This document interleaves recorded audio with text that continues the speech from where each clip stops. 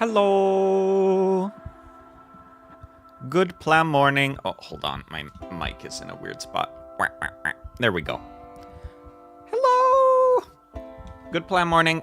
We are starting a new kit today. Just a second. I need to sip my coffee.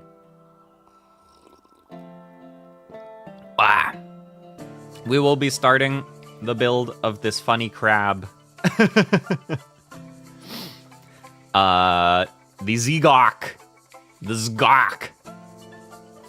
I've had this kit in my backlog for a while, but now it is time to build it. I've always been a big fan of the aquatic mobile suits, actually. I think they are cool as hell. And I think the Zgok, like, perfectly straddles the line between being a little silly and being actually cool.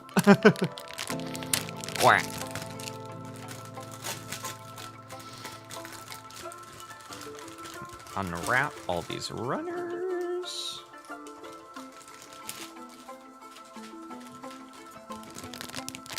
All right.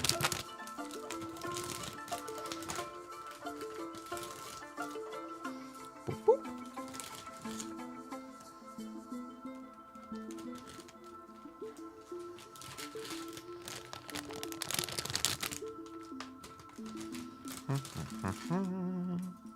There. And the claws.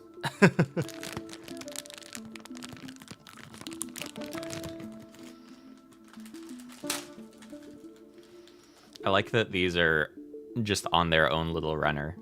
It makes them feel more special. And instruction. I feel like it might be fun to just build the inner frame first for this guy, because I think his inner frame will look really funny.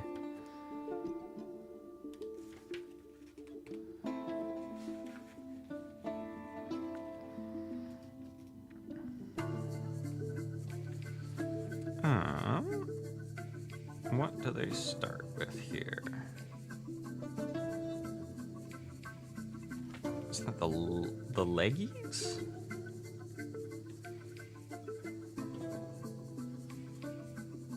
Oh, well, the instructions are not starting with the inner frame, so maybe I just follow the instructions, because honestly, RGs are scary to me.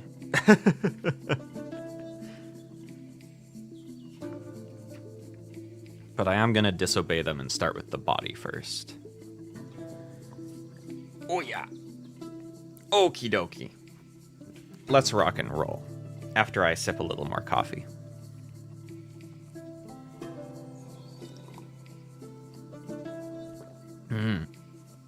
It was so nice yesterday. I went for a walk to a local bakery and I got some yummy donuts. So I had a donut with my coffee this morning and it was so good. It was a little sad though, because I've been meaning to check out this bakery for a while because I've heard that they have really good donuts. And most of them were gone by the time I got there. They only had glazed donuts left.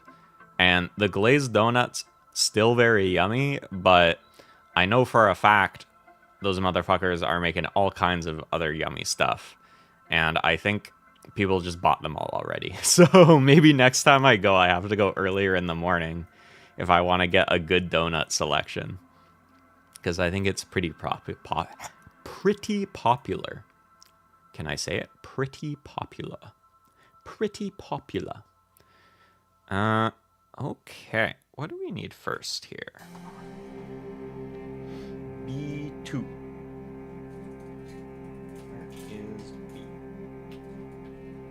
Man, this is crazy. Look at how built out these inner frame pieces are just on the runner. How do they do that shit? Like, actually. It's so impressive to me. B2.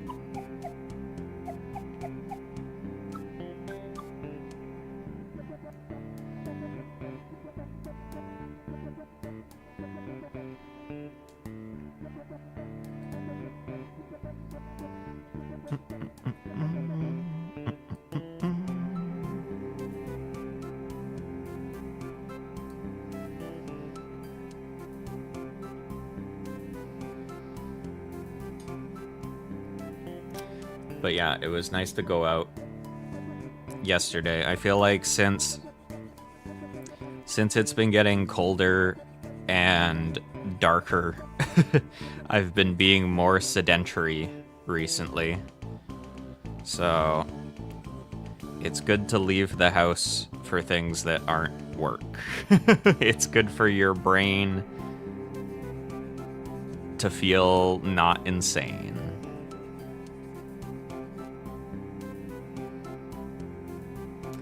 I think I want to start doing some kind of martial art again. I was doing, in the summer, I tried kickboxing, and it was pretty fun. But I think the next one I want to try is I want to try doing judo. I want to throw people.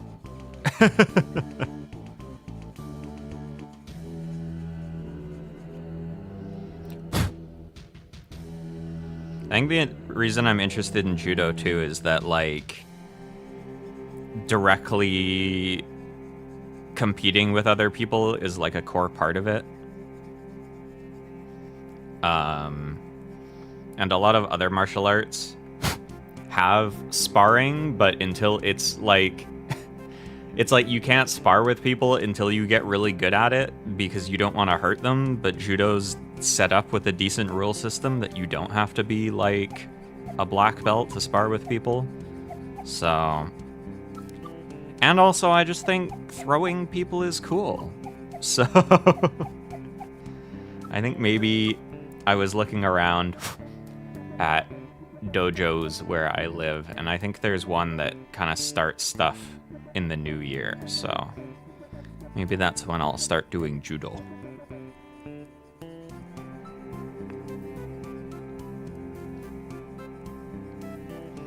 I was considering trying Muay Thai or Taekwondo as well, because one thing I learned from doing kickboxing is that I like kicking things. It's fun.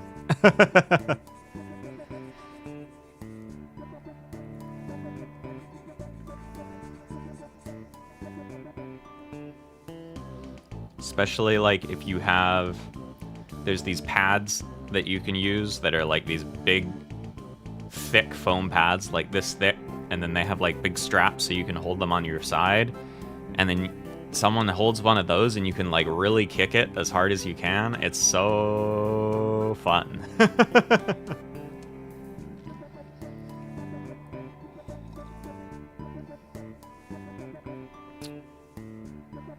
Okay, so this is them going to flip.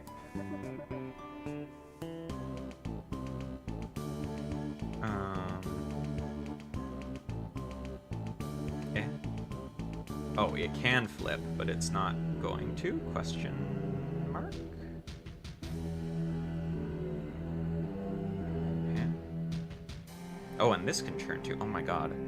It's crazy how these can just, like, move around, even though they're on, they're just assembled on the runner. Okay, I need a bunch of stuff from A.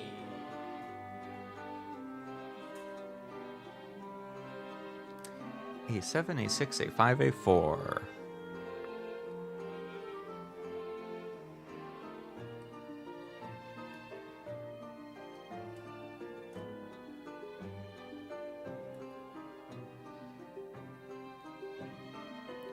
Pop, pop, pop.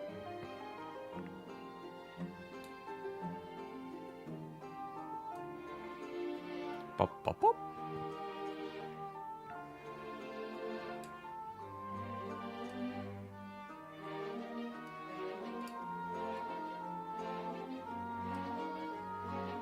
Boop, boop, boop.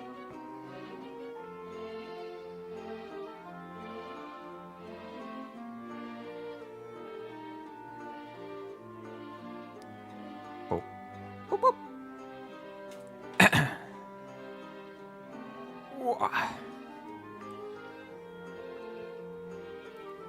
Man, my back is really sore today, though. I think it's because when I went out and got donuts, I also got, like, groceries and stuff, because there's various shops in that area. And then I walked back home, but I had, like, a heavy bag, and it hurt my back. It hurt my poor back.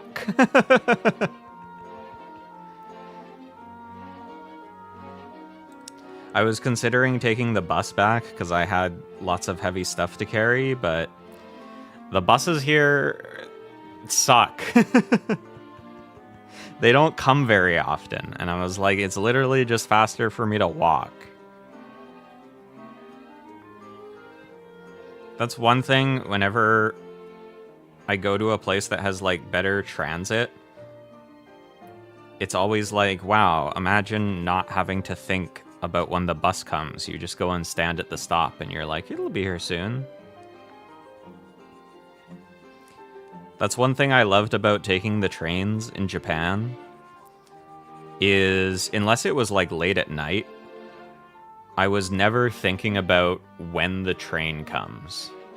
I was just thinking, what train do I need to take? And where does it come? And then I'll just go there, and it will be here soon. Because it comes, like, every 5 minutes. It's so awesome.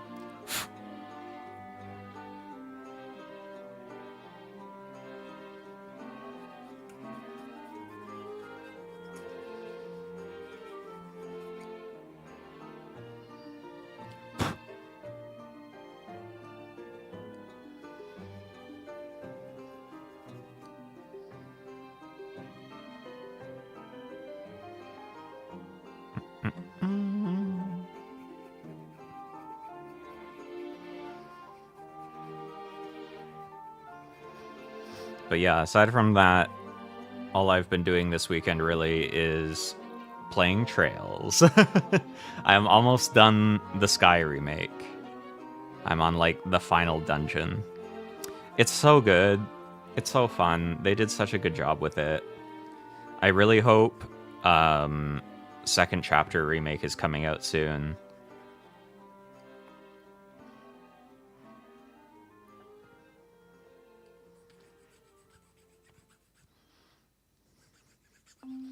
They did such a good job making Zin feel like the biggest badass ever.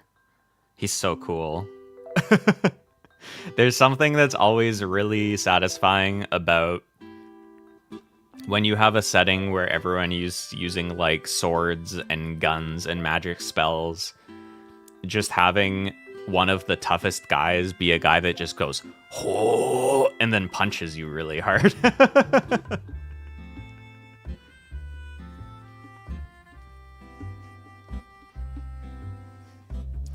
I was so happy in the final dungeon. They're so kind of like the way a lot of the story goes in Sky First. Not a spoiler, but you have kind of your two main party members, and then as you move through the game, you get various other people that will, like, join or leave the party, basically.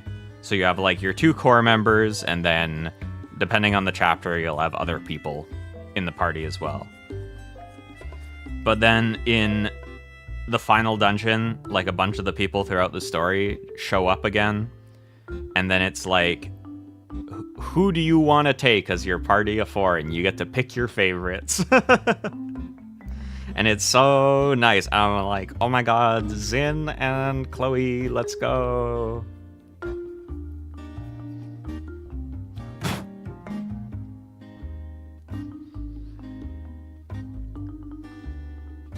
I think the, like, only thing I wished, and I guess it was like this in the original Sky as well, I wish you unlocked more crafts as you went through the game. It really feels like you kind of get halfway through, and then they're like, alright, well, we've given you everything. And then you don't get any more.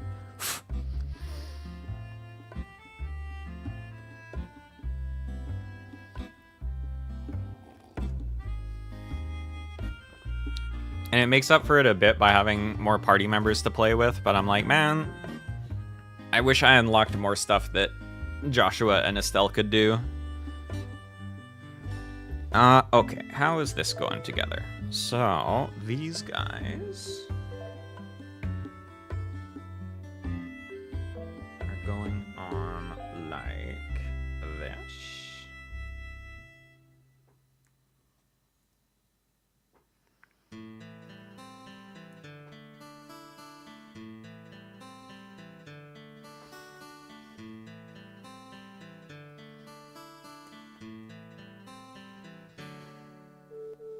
And then these bad boys are going on like this.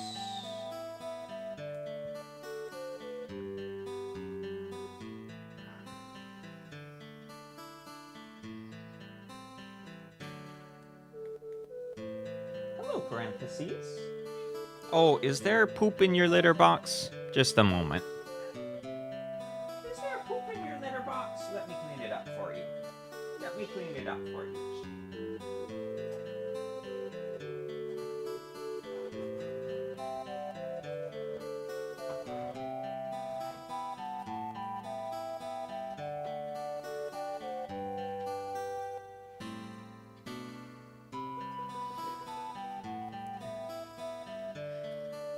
There. Yeah, now it's all cleaned up. Now it's all cleaned up. Now you can put more in there. Hi, baby. Hi, baby.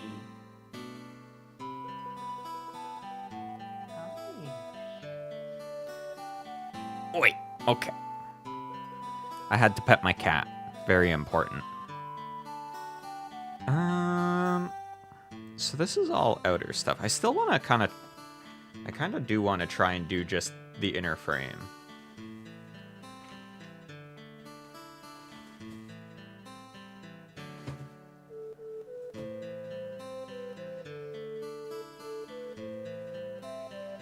So what would that look like? There's a picture of it in here, I think. Okay, so it would be using these parts, I think.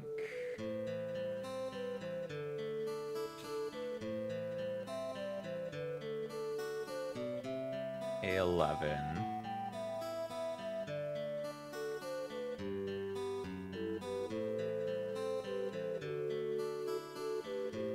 Is that also...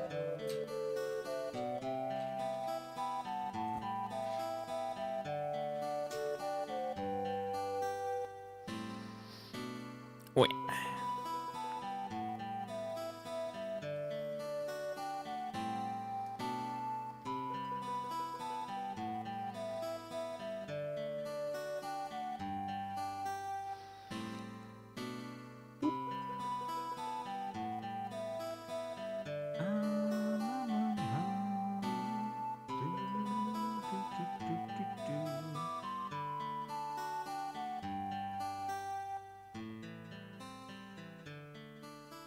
Yeah, I think basically just this for now.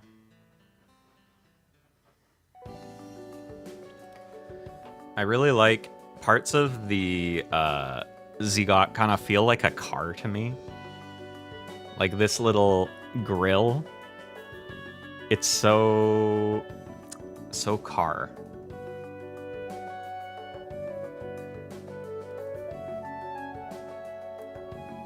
It's like, what if a car was a crab, you know? And I love that for it.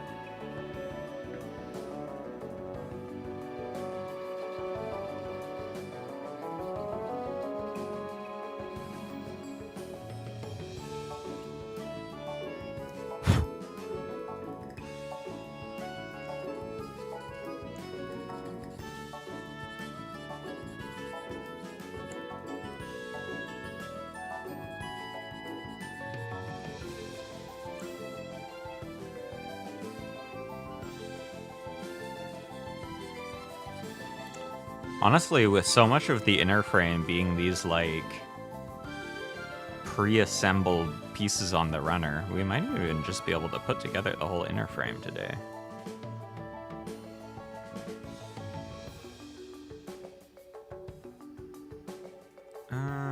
let's see. Are any of these other pieces that I might want to put on beforehand? Inner frame. These are.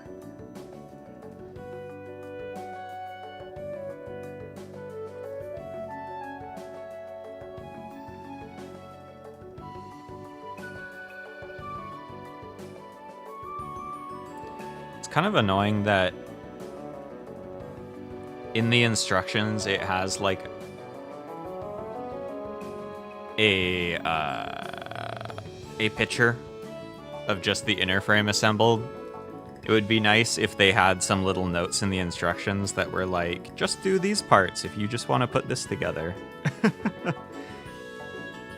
But you sort of just have to figure it out, which I guess is part of the fun too.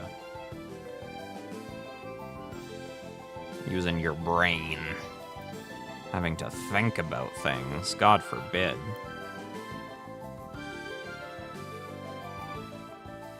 Share if you don't think.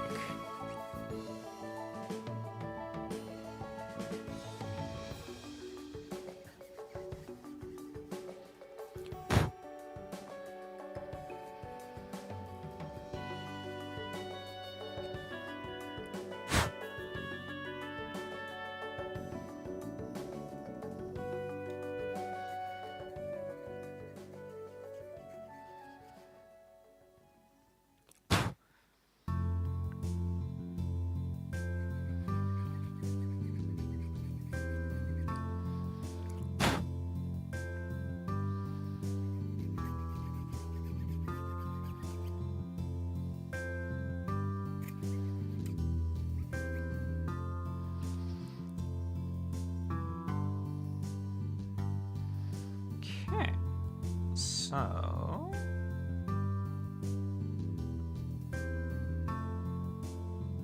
Oh, an A19? No, that's not it. Okay. These are going together like this. Oh, I think this is the little cockpit.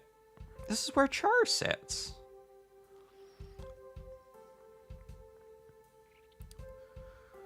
And then these are going... Wait.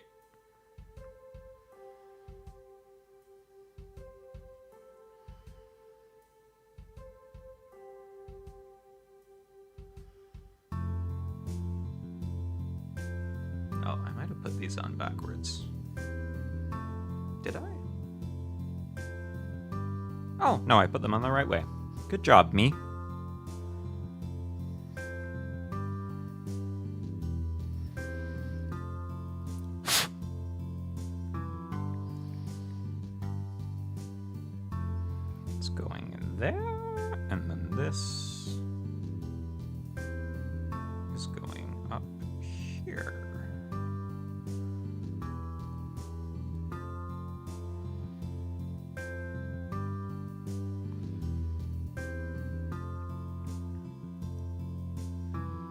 Right? Please? Hello?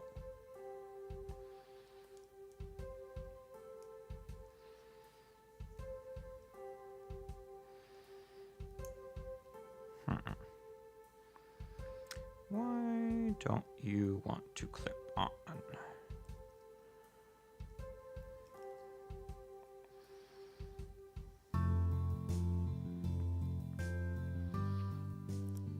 I think I should maybe fix my sleeping schedule. Hello, that's not a bad idea. If you're ever thinking, you know what? Maybe sleep is pretty good. It's not a bad call. Even if you do end up going to sleep, thank you for dropping by. I am trying to put these pieces together right now, and they don't fit.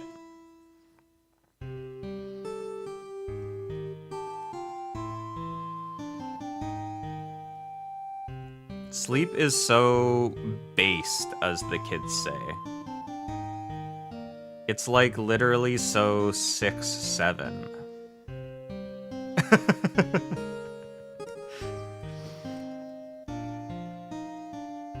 Why doesn't this wanna...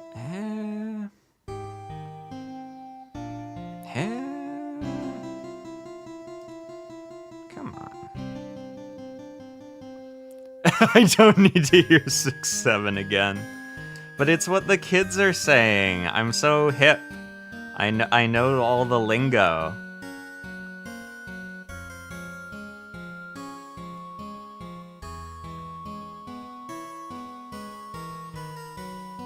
I'm not old. I'm hip and with it.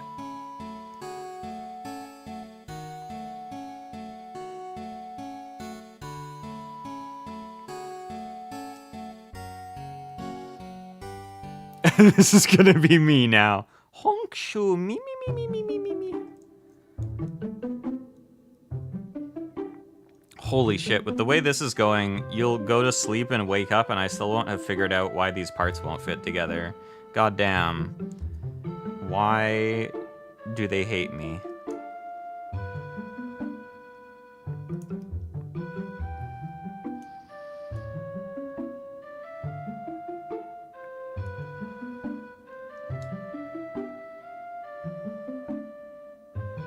Maybe if I take this off first, it'll be easier to see.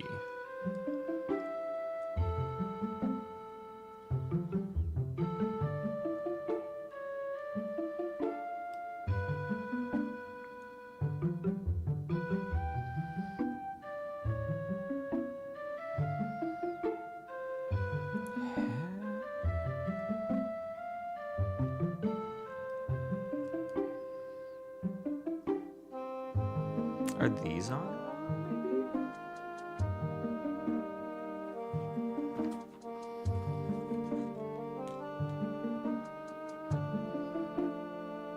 Oh. Yeah, these are on wrong. That's why. Okay, well that mystery is solved.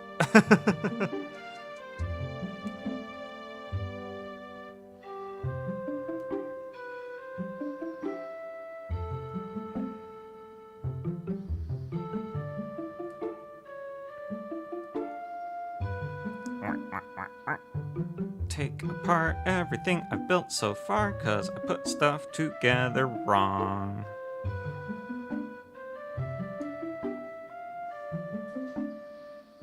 Okay, so.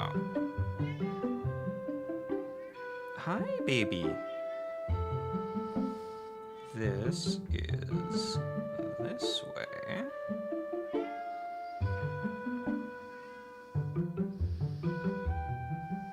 With this in this way.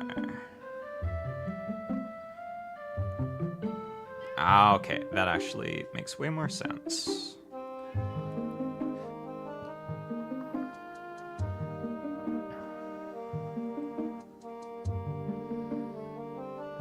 Now these should fit.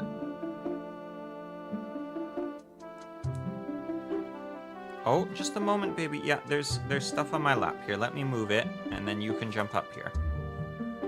There you go. There you go. Hey, and now it fits. Turns out you just have to put the pieces together properly. Amazing new development in building Gunpla. Just put the pieces together properly. Oh, hello, kitty. Yes, that's you. Yeah, good girl. You're very cute. You are. That's so true.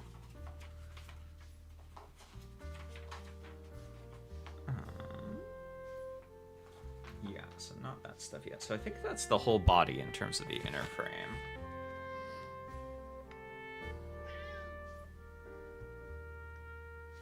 So let's do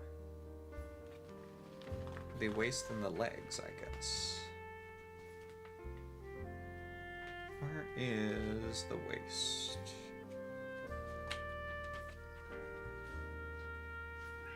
Here. Meow. Meow. Come here. You don't need to eat plastic. You don't need to eat plastic. Okay? She's looking at me. My cat is looking at me like, what do you mean I don't need to eat plastic? Who are you, my dad? Yes, I am. Because your real father abandoned you. I'm the dad that stepped up. I'm your dad now.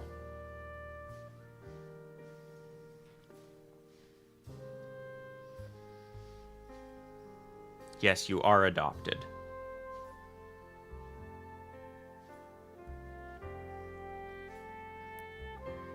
Okay, what do we need here? B3.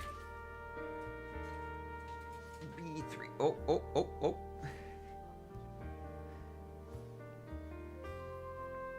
This guy.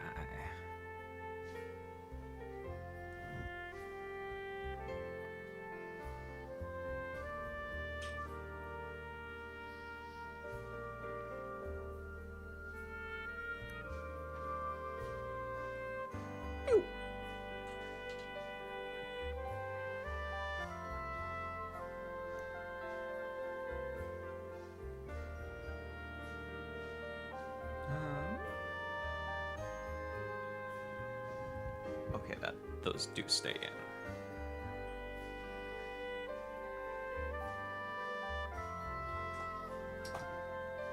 Girly, why are you being so disruptive?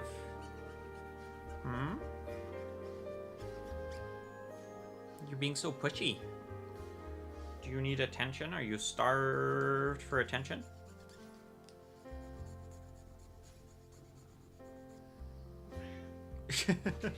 Girl.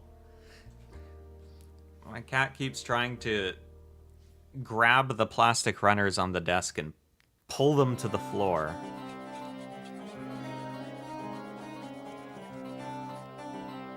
Because she's evil. Hey. Stop.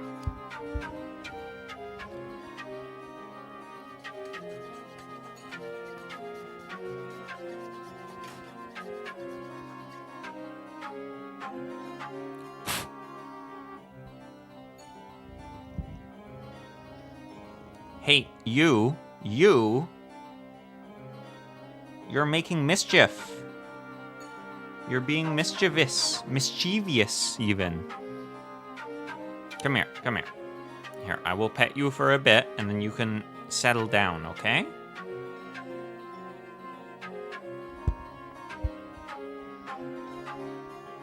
All right. Some pets, and then you settle down, maybe, yes?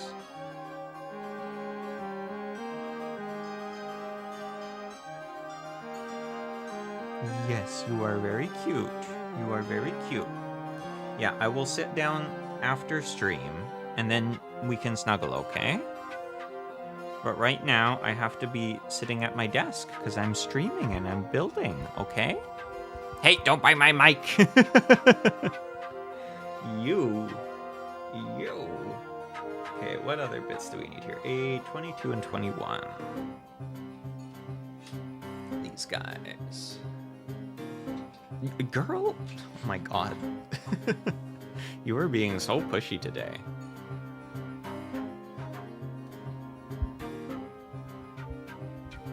Hey.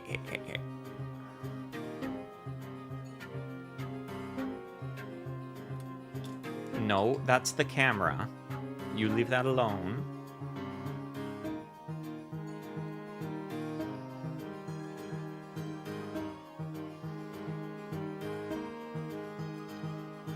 See what I have to deal with on a daily basis. This creature.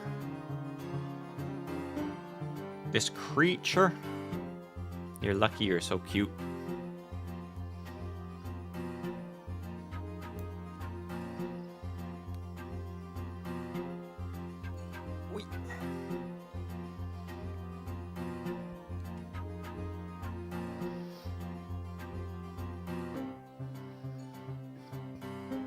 Yeah, go lie on your bed.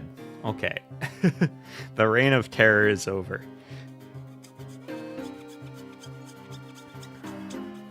For now.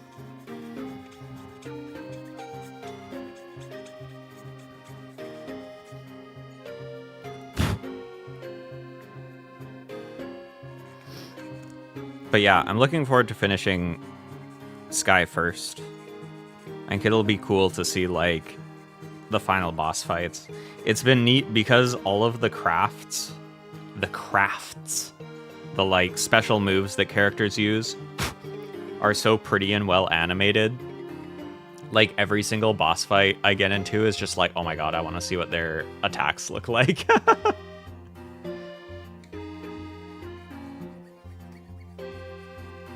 Because they all look so good.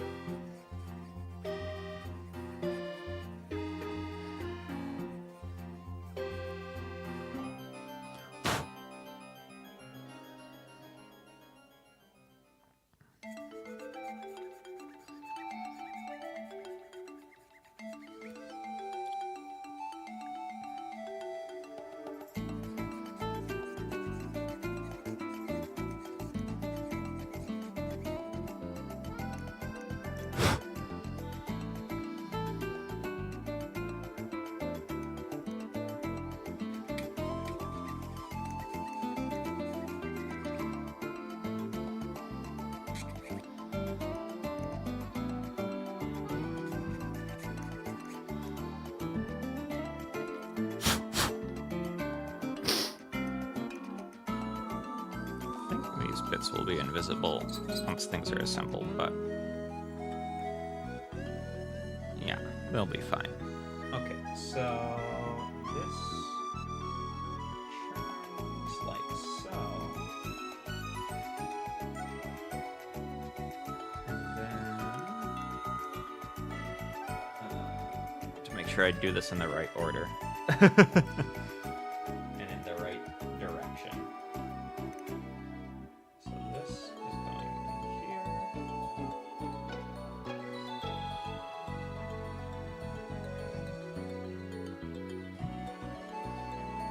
This is in between.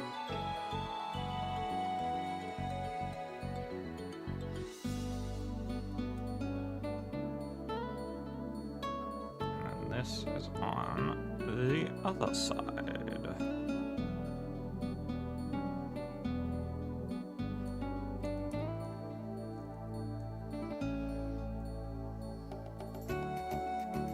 Bingo.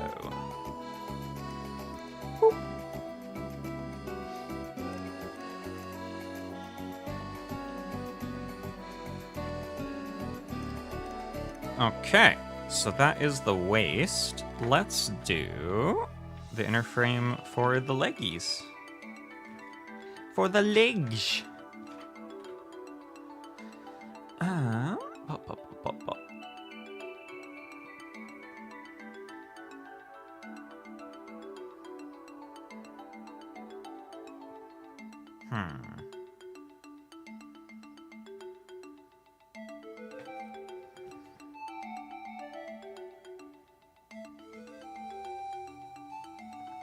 How does this even work for the feet?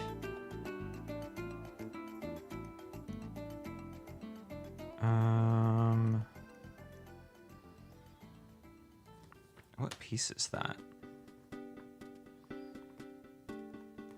Oh, I see. I was just not reading part of the instructions, and that's why I was confused.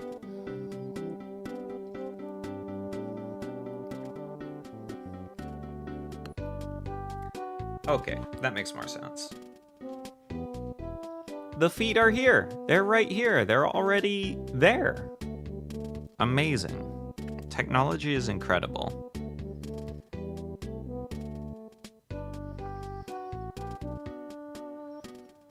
Sometimes I feel like that NPC that's in every Pokemon game that just goes, technology is amazing.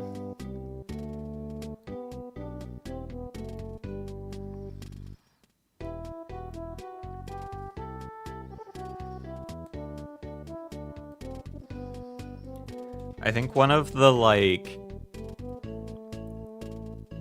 the technological wonders that amazes me the most, that I think a lot of people just take for granted, is Google Maps.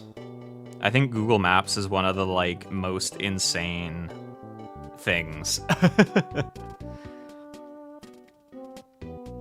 The fact that pretty much anywhere on Earth you can get your location and like pretty solid directions to get anywhere else.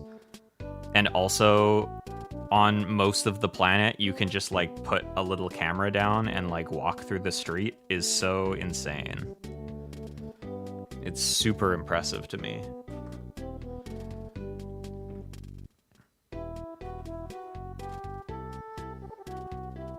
Okay, so this flips up like that on both of these.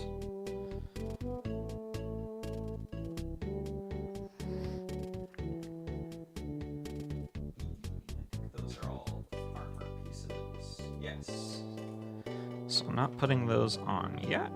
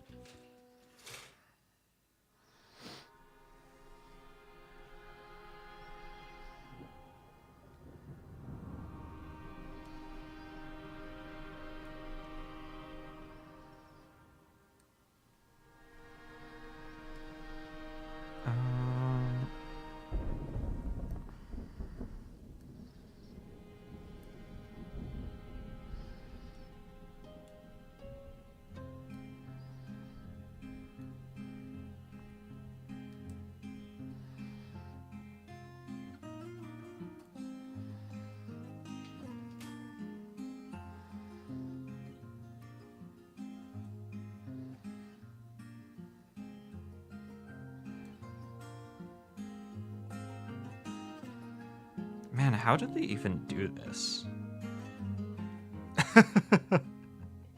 Like, actually, how does this even work? That this is just on the runner.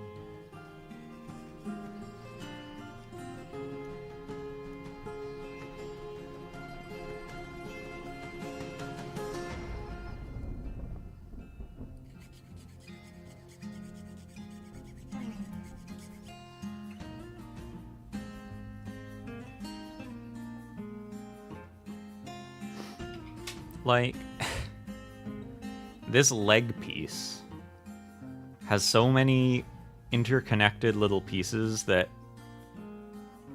are like connected to each other and can bend and flex. How does this get printed on the runner like this? It actually boggles my mind. Okay, I have to pay attention to the instructions here, so you have to move a bunch of these pieces.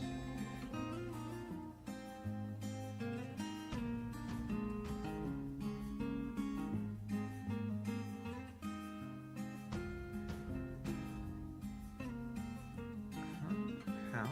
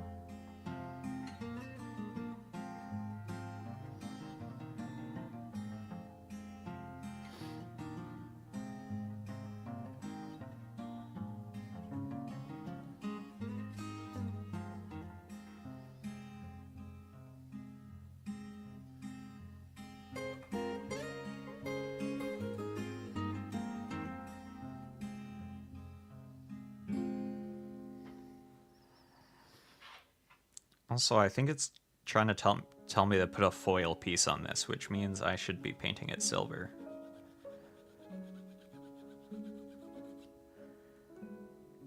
Because this kit comes with a couple like little foil stickers to put little silver highlights on stuff, but I have paint. And I feel like the foil stickers on RGs always just like start peeling off anyways, so. Where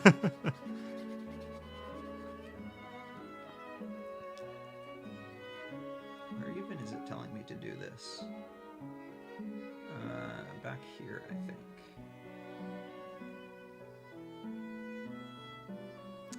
I'll cut the other one out, and then I can paint them both.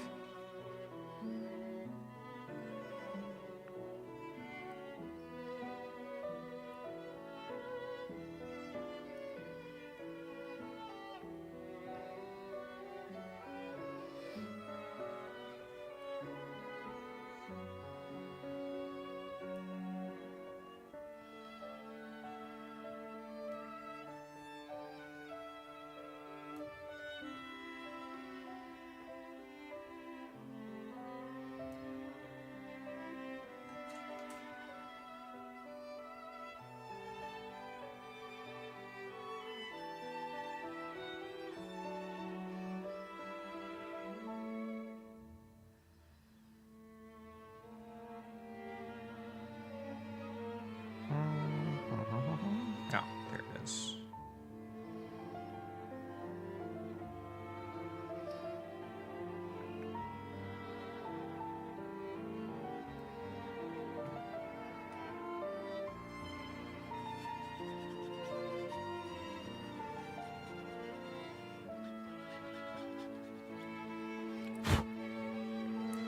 These pieces have a bunch of marks on them, and I think they're gonna be pretty much all hidden, but I still feel like I should sand them.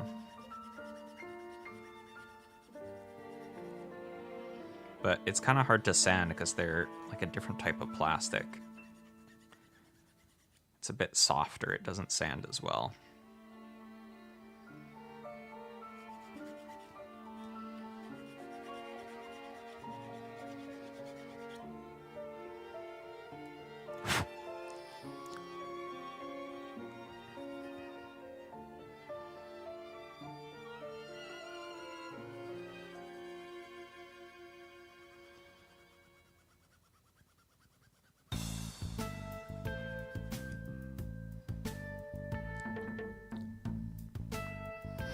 And I don't want to sand it too much and disturb the structural integrity, you know.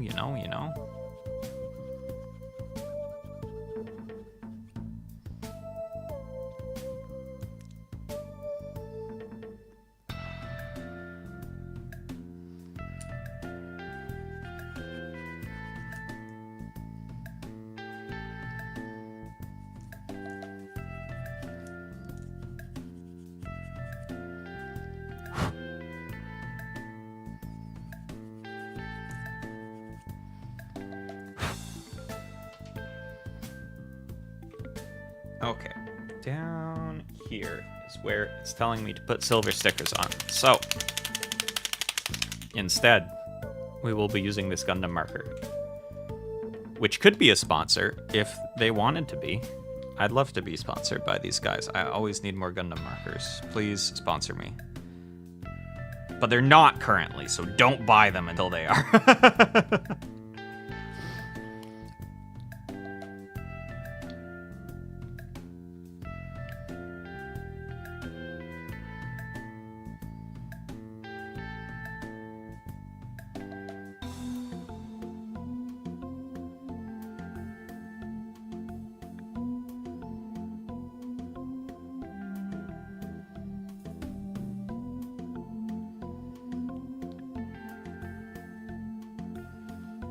Go, make that little spot silver. Do the same on this side.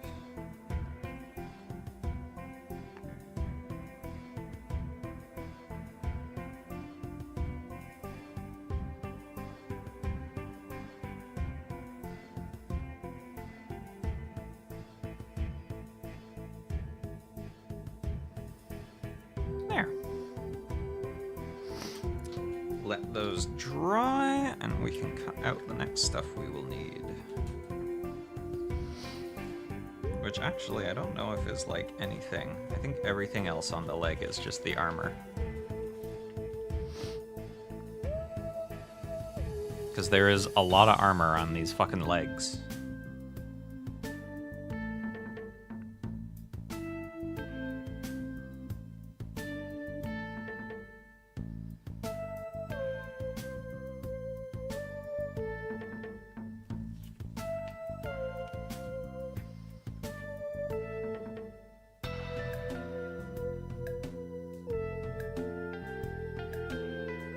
Yeah, I think without assembling anything, they just go on.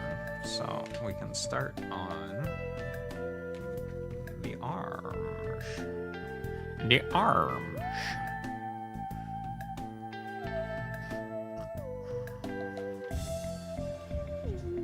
Which I think might also be basically just the inner frame parts.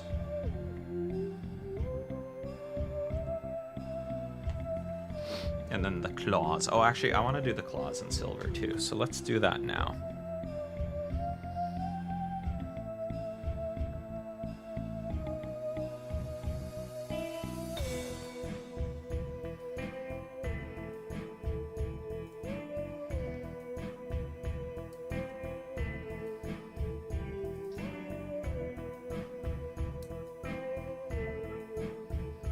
I don't know why it gives you... Wait, are there? No, there's 3 per, right? I don't know why it gives you 4 claws. Or 8 claws. It gives you 4 per hand, but there's 3. Why too many?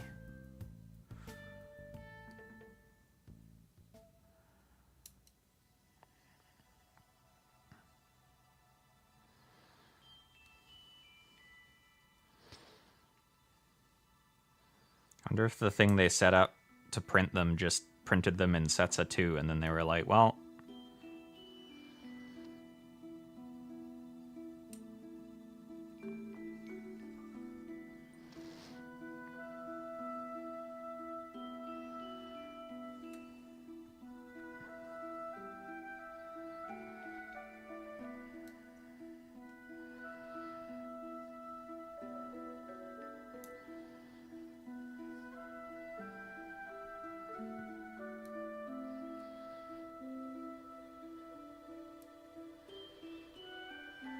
Wait.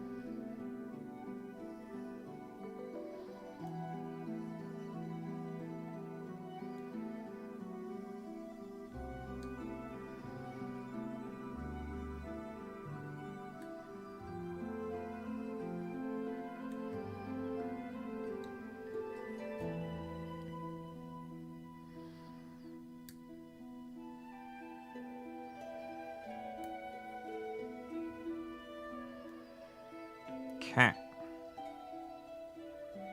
Before I start sanding these, it's time for more coffee.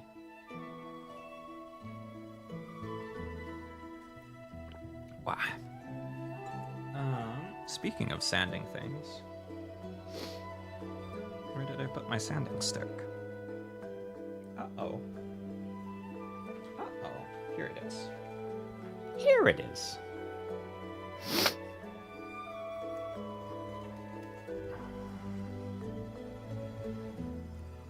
Oh, I've been a little sniffly since Friday. I hope I'm not getting sick.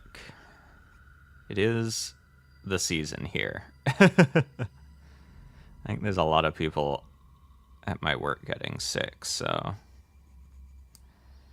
it's spreading around, you know?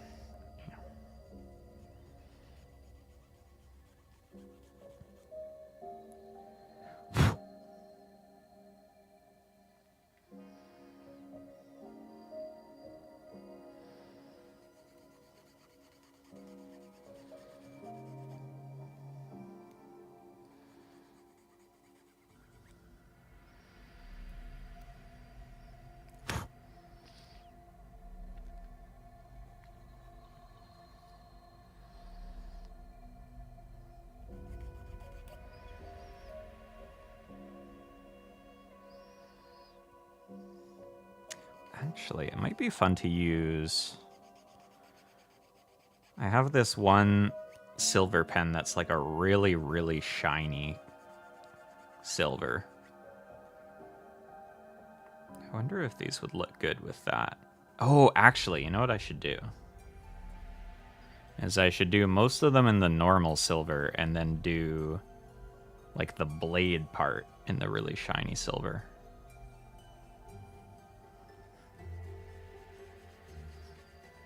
Because it's kind of harder to make it work across larger surfaces, but...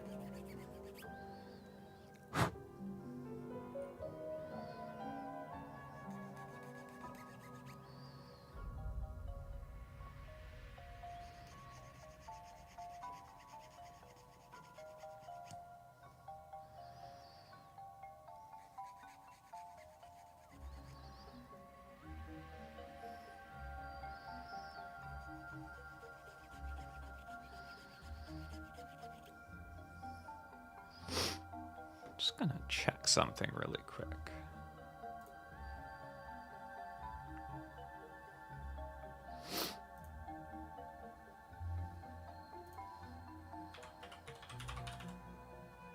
Oh, it is.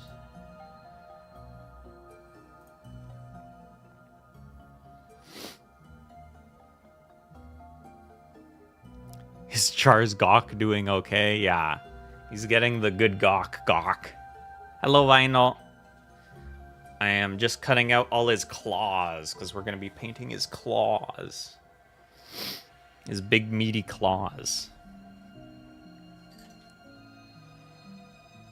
Actually, let's see. Will these fit on... Perfect! So, I have these little alligator clips. Boop, boop, boop, boop. Which I use to hold stuff while I paint them. But the problem with the claws is that there's no space to clip that I don't want to paint. But thankfully, if I turn the alligator clip around, perfect fit. Yeah, these things are so useful. I got just like a giant pack of them online, and they are the best.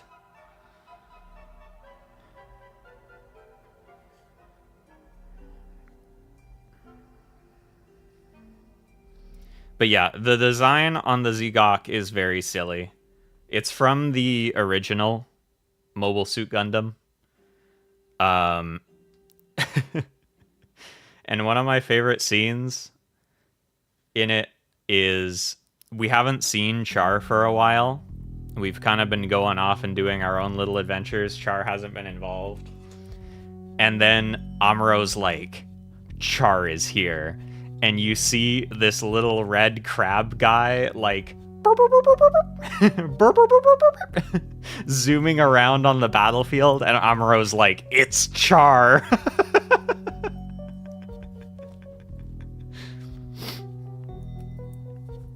It's so silly.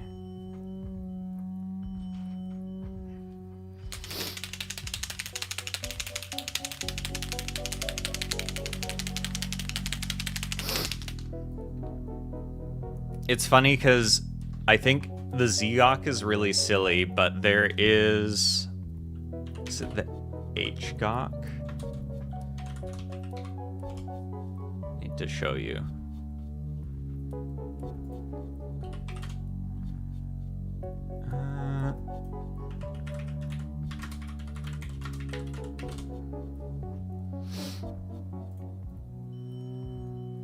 was it called again? The High Gog, that was it.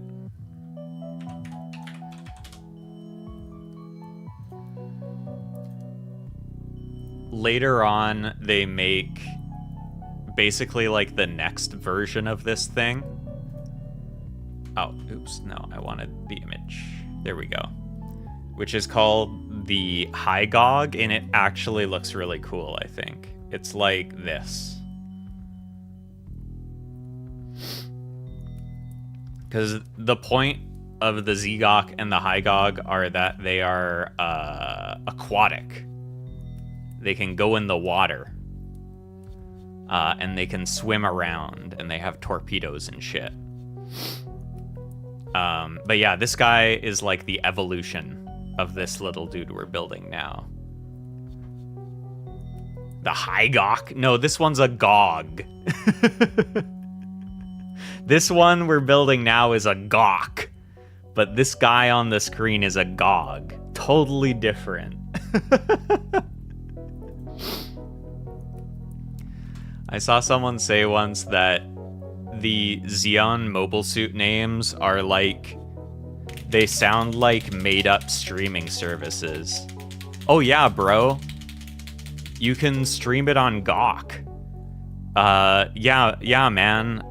The movie's on High Gog. Has there been many opportunities to use Gundams underwater? More than you'd think. Because there's a lot of fighting on Earth in Gundam. The thing about Gundam is, like, the technology is advanced, but spacefaring technology isn't very advanced in Gundam. Gundam is basically contained to, like, Earth, the Moon, and sometimes Mars. And that's about as far, like, it's not interstellar conflict level.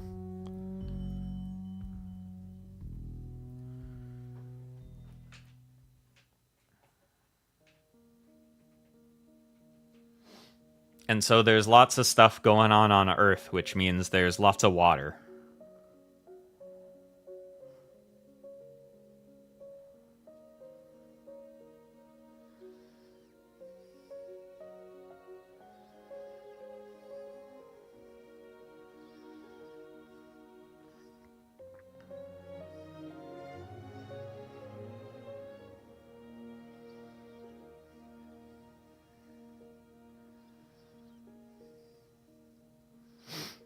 Yeah, it's funny because with the level of tech, like how advanced the mobile suits seem, it feels like, oh, surely this is like a grand interstellar space opera, but it's actually like basically just Earth and like space colonies.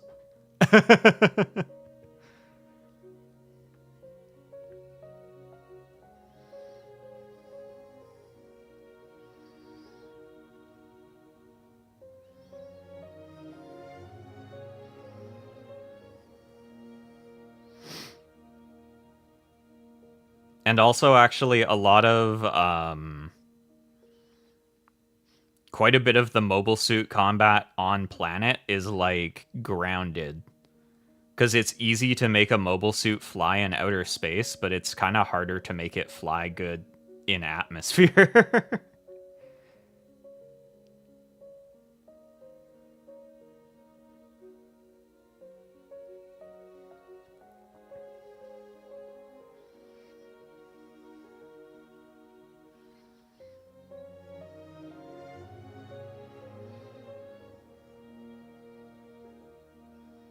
There we go. A beautiful, shiny silver claw.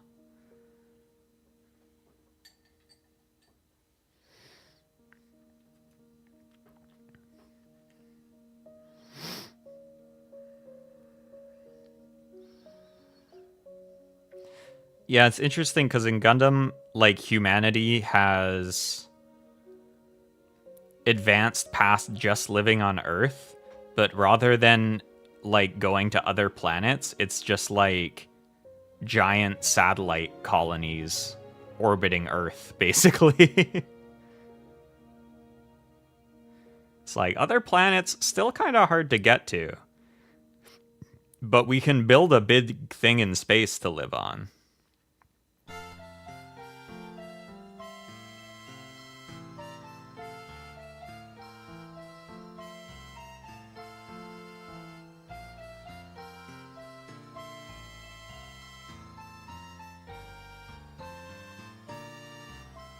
Oh man, this silver pen is really running out.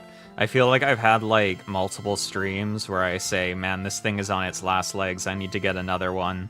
And then I still haven't done that yet. But it's still holding on. It's still holding on. It's still got paint in it for now.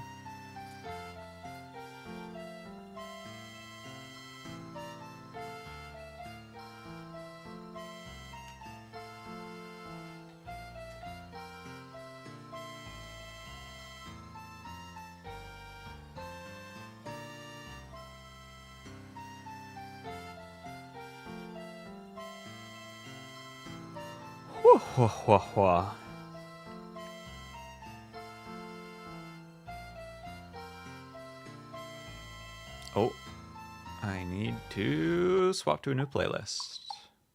There we go.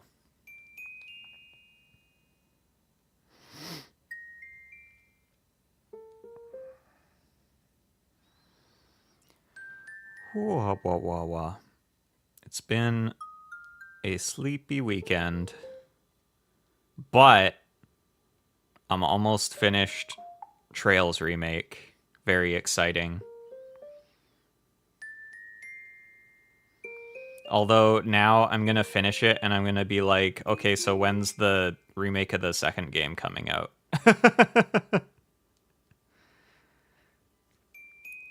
At least they confirmed that they were going to do it, though.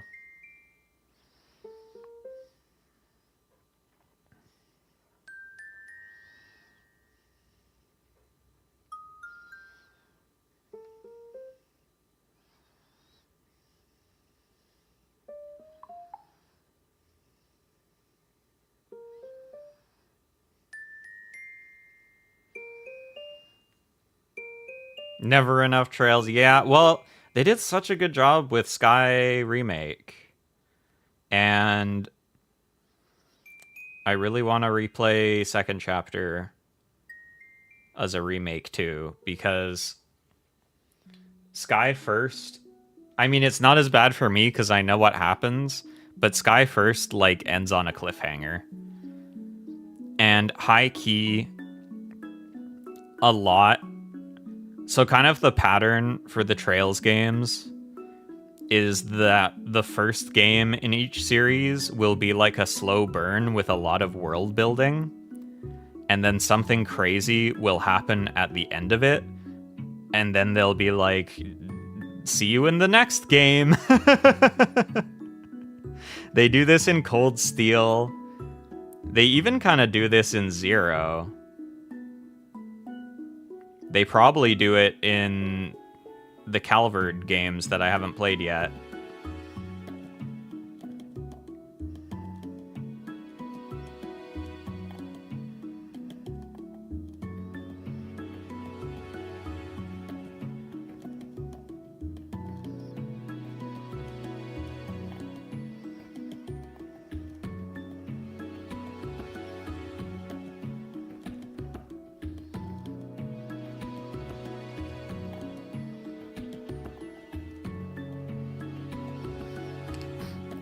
But yeah, because of that pattern, that was why when they asked the director, like, hey, are you guys going to make a remake for the second game too? He was like, well, we kind of have to, right?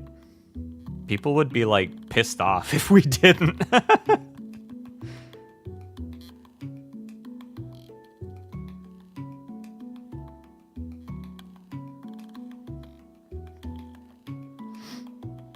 I did unlock, though, the most important unlockable in Sky, which is Estelle's night outfit.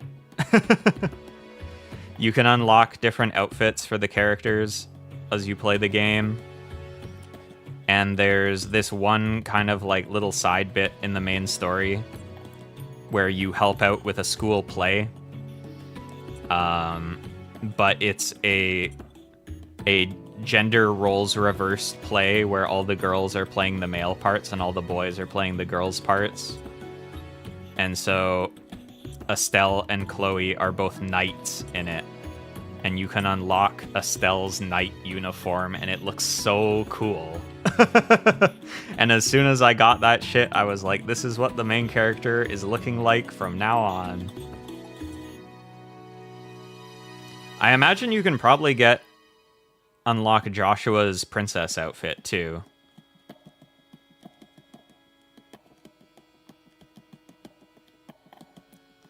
It is funny that it's like a plot point several times that Joshua is just like really hot. There's this part near the end of the game where to get into this part of the castle, Estelle and Joshua have to disguise themselves as maids, and the soldiers on guard start hitting on Joshua and ignoring Estelle, and she's like, this makes me kind of upset. He's just too pretty. He's just too pretty.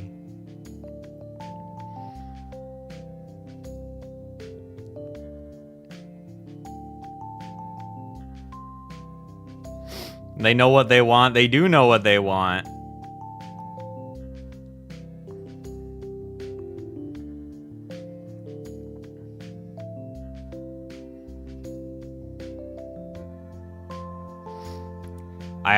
I really like the one aspect of the school play arc, because it has this scenario, which I always find so interesting, which is voice actors having to act as a character who is acting, but they aren't that good at acting.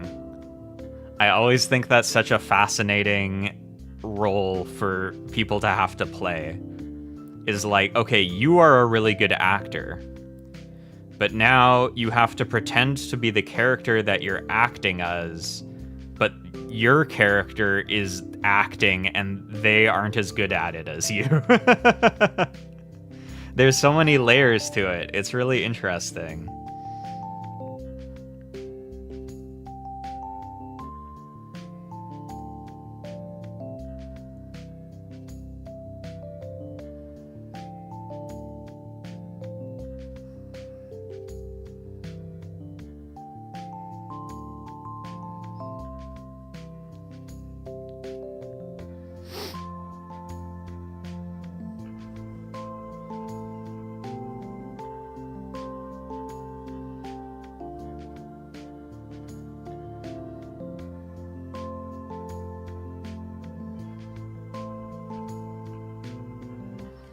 One of my other favorite voice acting things is anytime in a story where there's like a body switching thing, but the voice actor stays with their body because it's their vocal cords.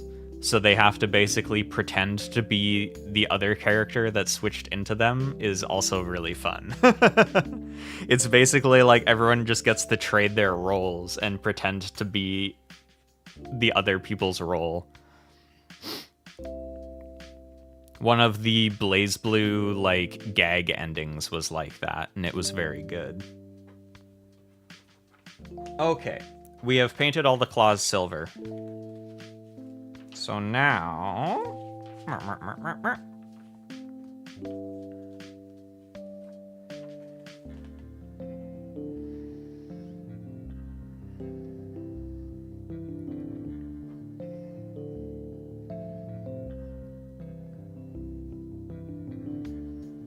How does this churn?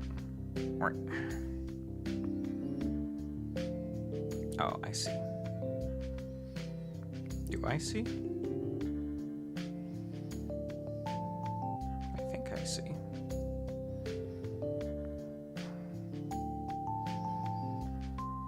And then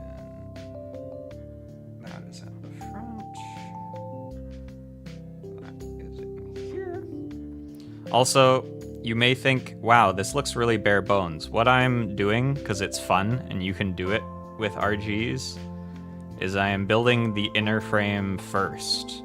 So we will have a little skeleton crab man. And then we will attach all his armor afterwards.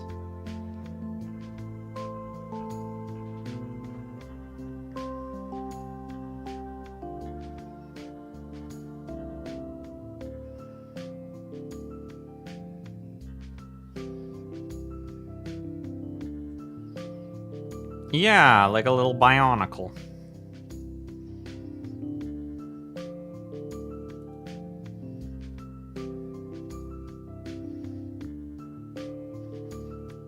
It's also just funny to build the inner frame and it's like, oh, he doesn't got no clothes on. He's naked. So those are the legs. And now let's grab the arms.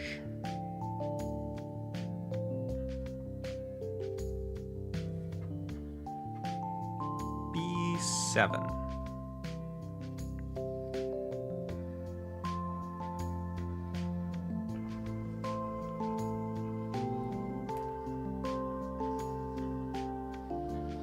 Honestly, maybe the reason I'm so into like building Gunpla and stuff now is because as a child I was really into building Bionicles.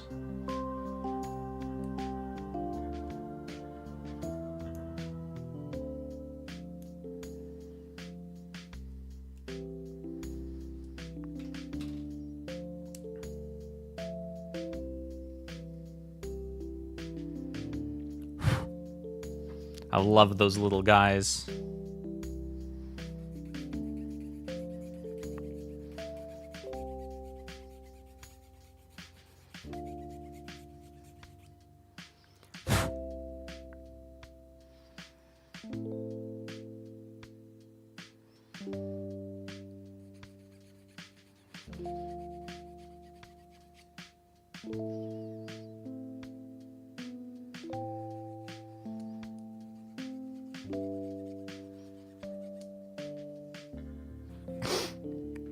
So it's so crazy. I keep talking about this as I'm building this, but it's actually so insane. Is like this entire piece is all these interlocking, moving, posable pieces, but it's just on the runner like this. And I don't know how they do it. I don't know what technology is involved for them to just print this piece on the runner like this, and you just cut it out and it can move around and pose, but it's actually insane.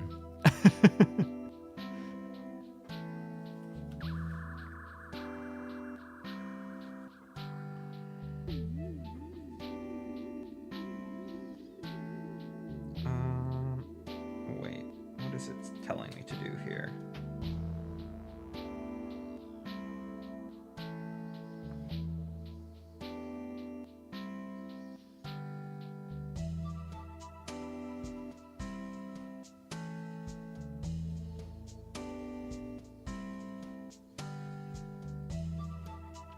Like, this moves like this, and it's just on the runner like that. What the fuck? That's crazy.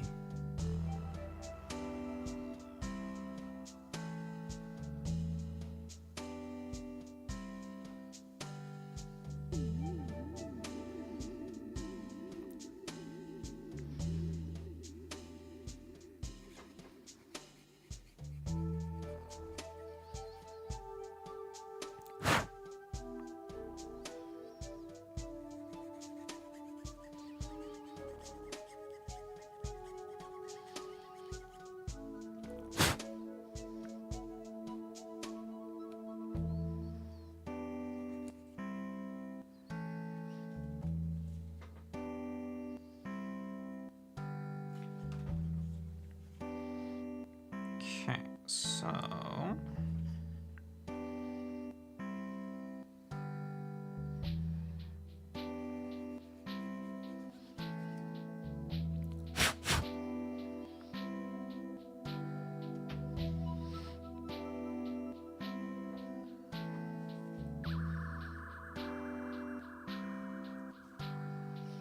not doing any of the armor yet, so I just need the hand.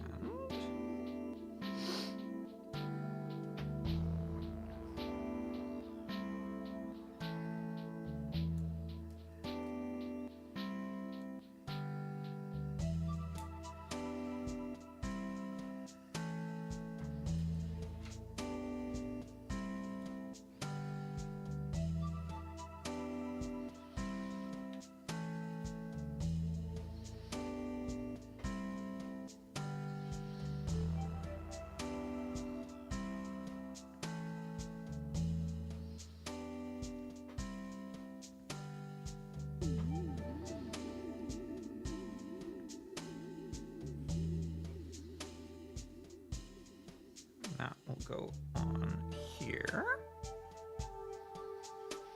I want to do a little bit of silver on the little gun barrel here.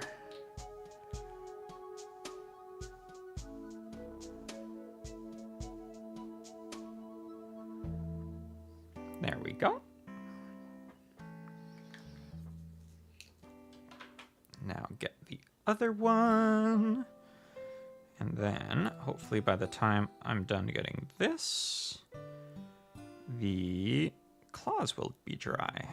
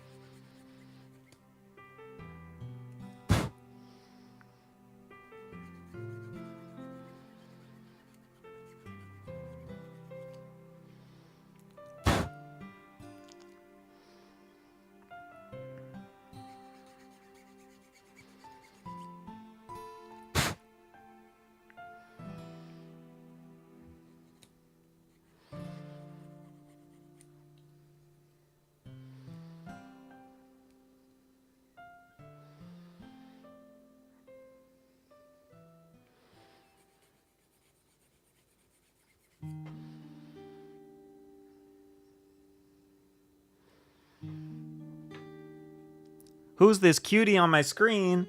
This is a Zegok. Isn't it cute? Hello, Shadow Hank. Welcome to the stream. We are building the skeleton of this crab guy.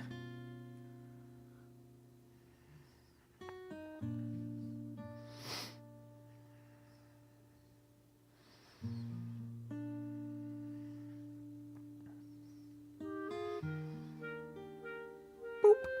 There's his other little arm.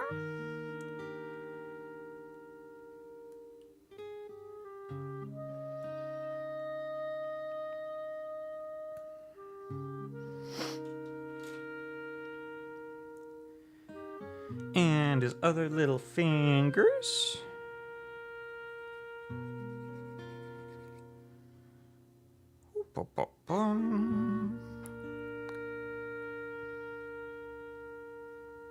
Sand that a little more. Put a little bit of silver on here.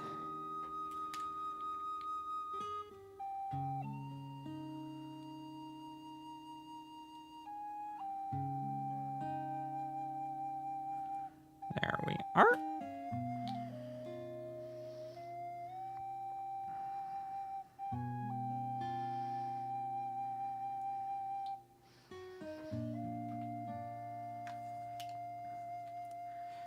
And then these are gonna fold over like this. And go in here. I think, right? Hold on, maybe.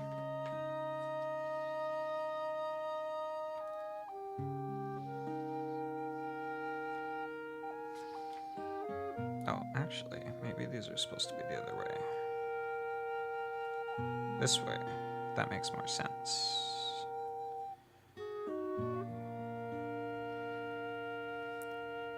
So many stars in the universe, none can shine as bright as me. Oh my god. That would be crazy, actually, if you were literally the bright... Wait.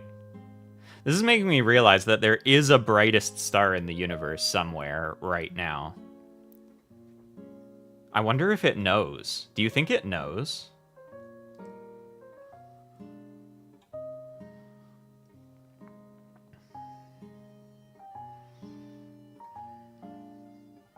Oh my god, look how cute this guy is. Wait, what? I am Zegok. He's so cute. He's naked. Don't look at him. He's naked.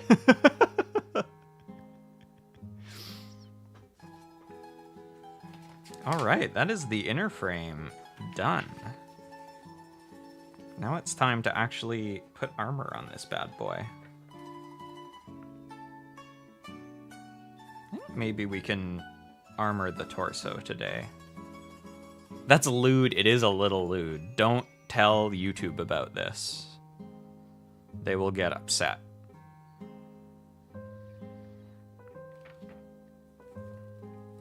What time is it? It's 11. Yeah, I think we can armor the torso.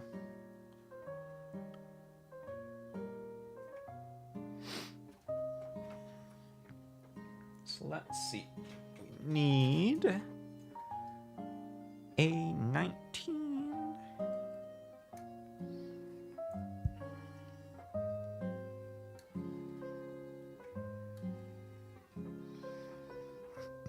And 18.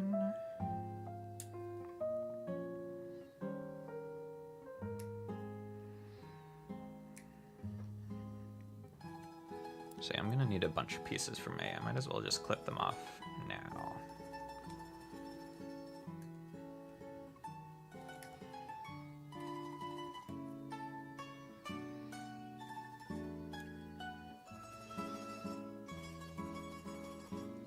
We gotta put his clothes on.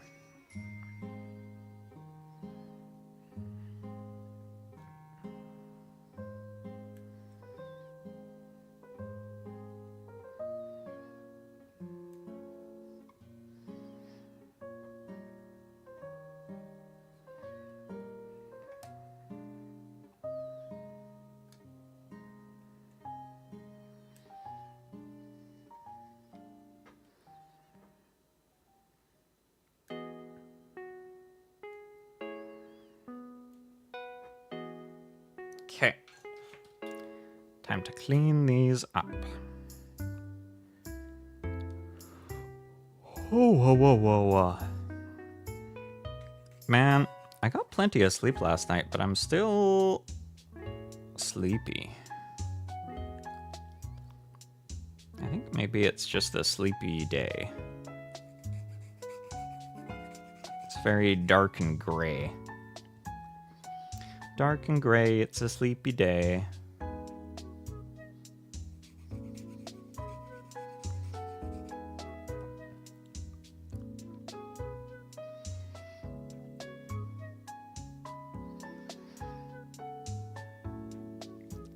Saturn, because I want to put a ring on you. If I was Saturn, I'd already have a ring. And then that would be, oh, naughty if you're trying to put another one there. If I was Saturn, you'd already see a ring on me. Saturn's married. Who do you think Saturn's married to? Do you think Saturn's actually married, or do you think Saturn just wears a ring so people don't hit on her?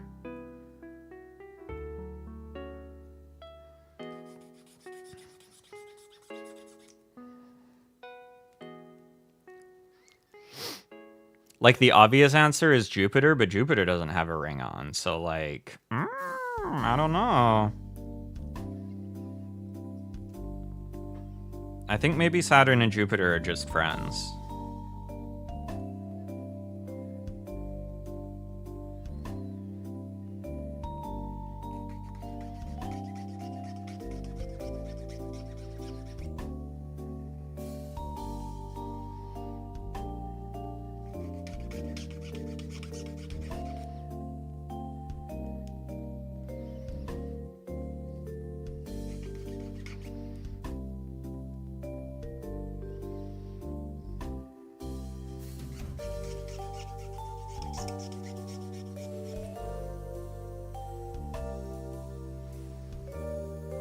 I just finished watching PlaNor's with a friend, or I'm rewatching it, I guess. I've already seen it before, but it was their first time watching it. It made me think of it because a big part of it is there's an expedition to Jupiter that the main character wants to be chosen for and go on. And it's like a 7-year round trip.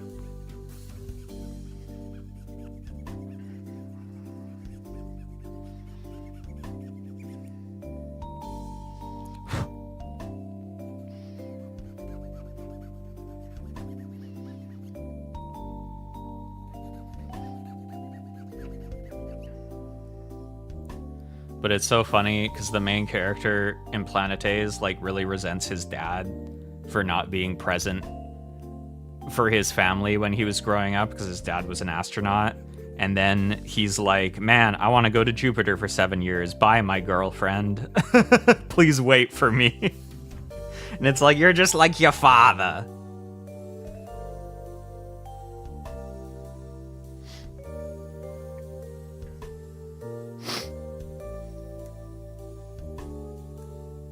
PlaNor's is a good show, though. I think it's like the most realistic sci-fi anime I can think of.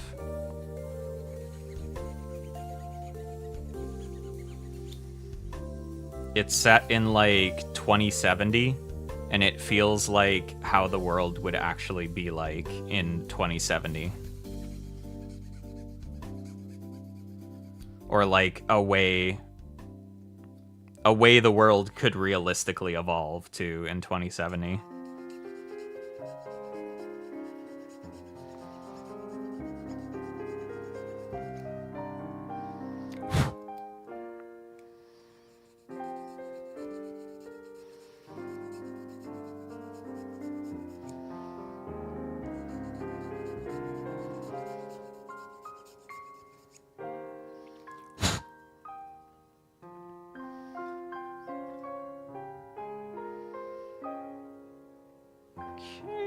Clean up this part.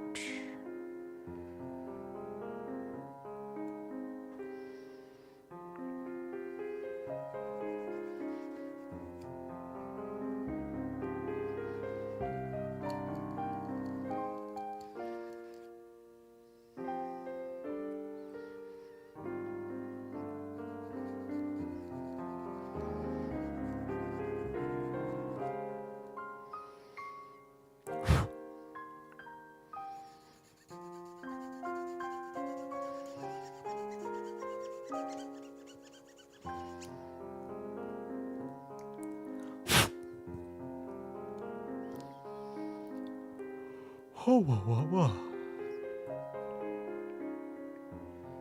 Oh, okay, I have a little bit of coffee left.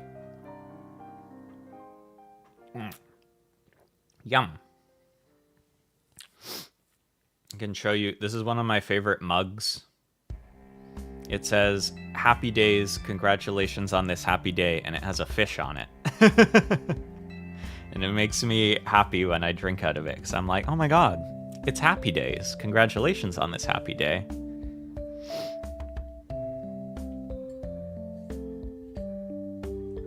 Where is my panel lining pen? Is this you? I think this is you.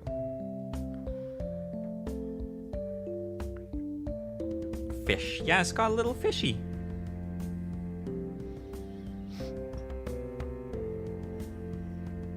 And he's congratulating you on this happy day. What's not to like? What's not to love?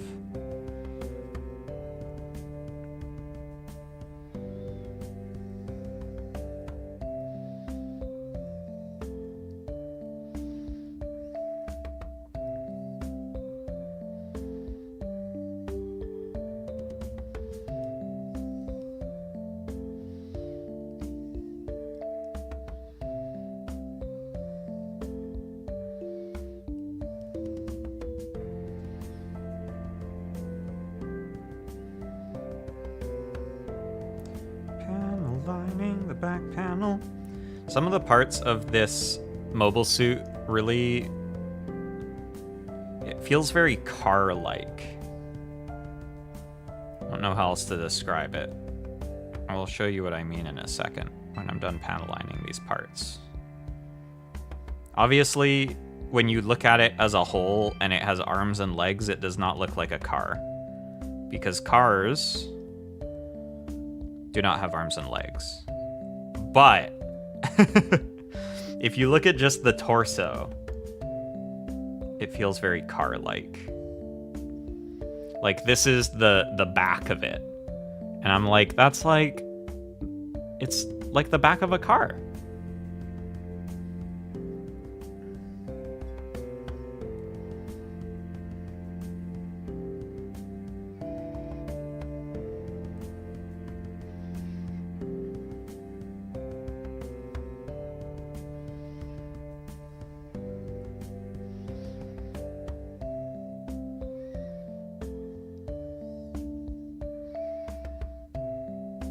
I wonder if anyone's ever made a build of, like a custom build of the Zgok and just replaced the legs with wheels. I think it would work.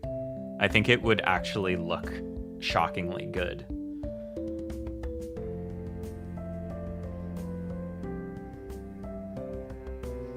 Like, still give it its little grabby hands, but instead of legs, it's got little wheels and it can zoom around.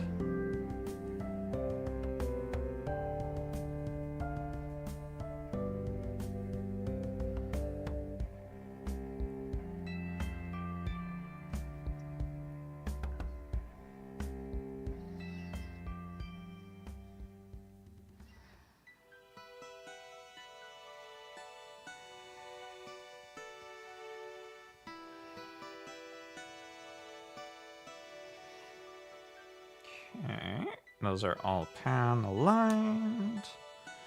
So we have to take this off.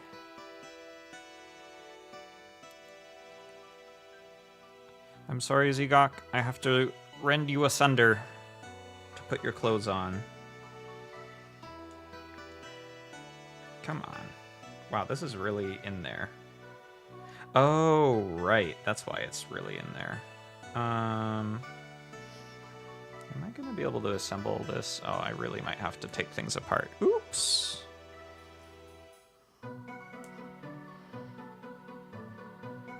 Didn't think about this when I was putting the stuff together. Okay. It's fine. It's not too hard.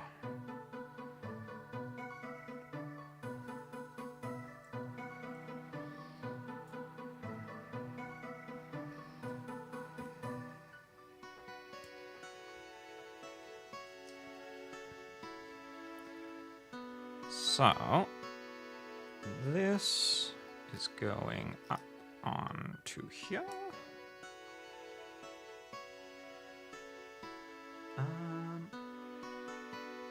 That's the bigger side or the smaller side? That's the smaller side, okay. Like this.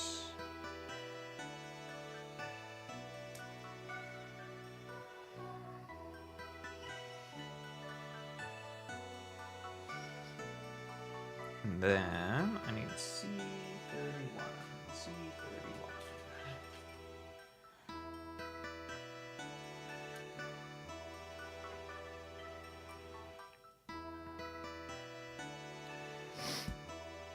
You know, it's weird that they call this guy the Red Comet, Mr. Char Aznable, but really he's more like the Salmon Comet.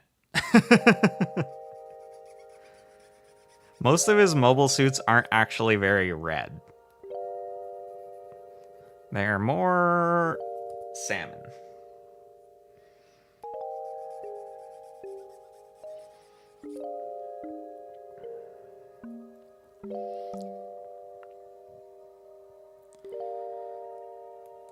There was, I think it was in like an extended, it was in like a novel or a manga or something, but it was the reason his mobile suits looked like this is because his like original commanding officer was annoyed because Char is like a mouthy little cocky little shithead, right? And so his commanding officer was like, give him the Zaku that's not painted.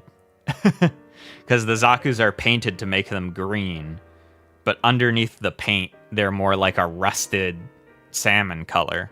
And he was like, give him the unpainted one, because fuck this guy. And then he was so cracked that all of the enemy forces were like, oh my god, look out for the guy in the like shitty rusty Zaku. That guy's super good. And then it became like, you know, what he was famous for. And so then he was like, okay, now I'm a big shot. Now I get paint on them, but I need them to paint it like that still.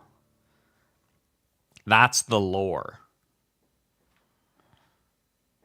So it all started because Char's a little asshole and people can't stand him.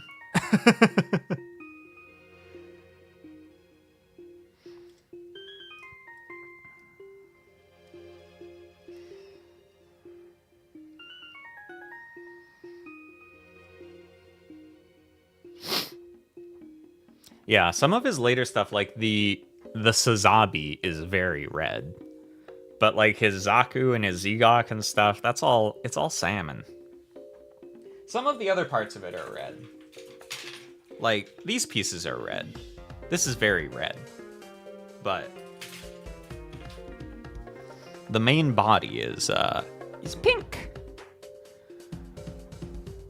Okay, what else do I need here? See, 14, 30, and 22, and 21. Okay.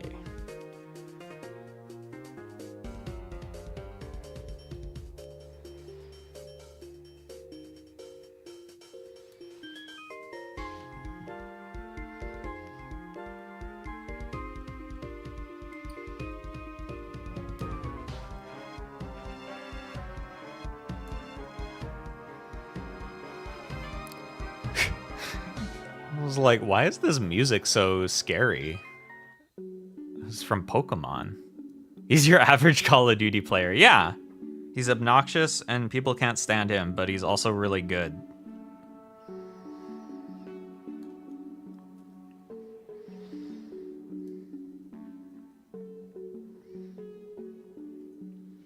Let's see, 30, and where is 14? 14, 14, 14.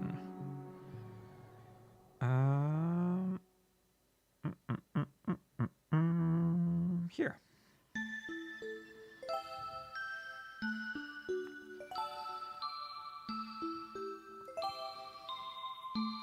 Actually, Call of Duty makes me think, I've been thinking about giving the new Battlefield a try. It's been like a really long time since I've played a multiplayer shoot game. I used to be like really into online first-person shooters. Like when I was in high school, I played like a ton of Halo and a ton of Call of Duty and a ton of Battlefield. But I don't really anymore. But I've had friends telling me that the new Battlefield is actually good. So I've been tempted to give it a whirl. I feel like I'm probably so bad at first-person shooters now. Because I just don't play them very much anymore.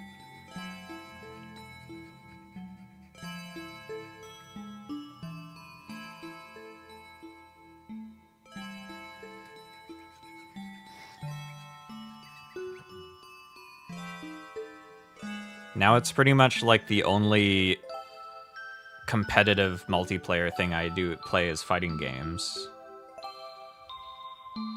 And then most of the other stuff I play is single player.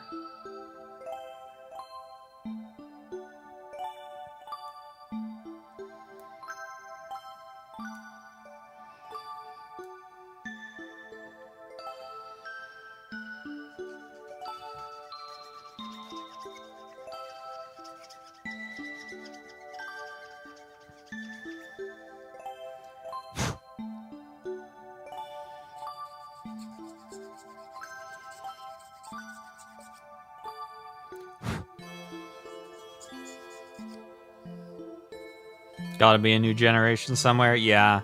Well, it's even not just like a new generation. It's just like a genre shift for me.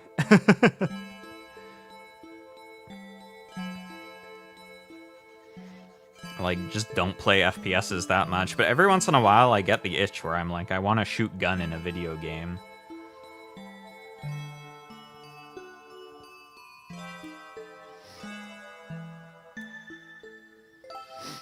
I've been inspired recently, actually, to get back on the grind a bit in Tekken 2. The character I main is generally considered not very good.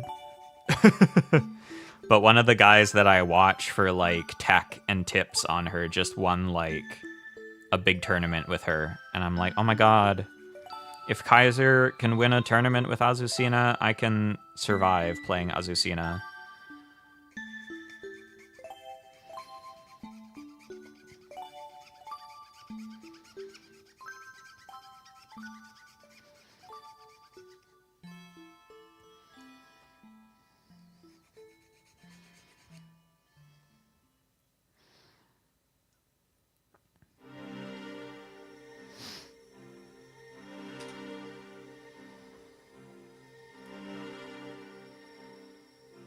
$50 endings. That's the other thing I gotta jump back into is 100 line.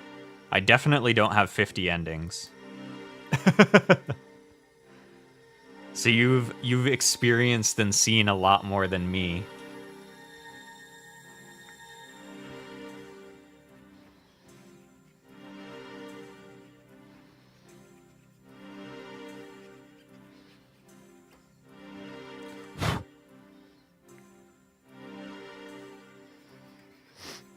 I also want to jump back in because I heard they made, like, skipping the battles more quality of life, which is nice. Because back when I was playing, you could skip battles that you'd already done, but it would still play, like, every little bits of the cutscene, like, in between, and it would still fucking take forever, and it was really annoying, and I think they improved that. I got my own personal favorite picked out. Oh, is it still Pickle? I mean, Ato?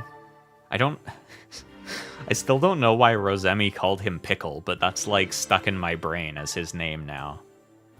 He's Pickle.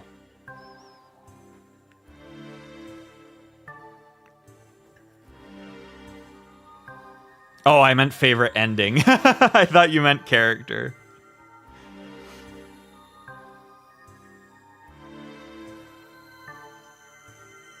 It is nice, though, the way that they're like, pick which one you like the best. There's gonna be a shitload of endings, but choose your favorite.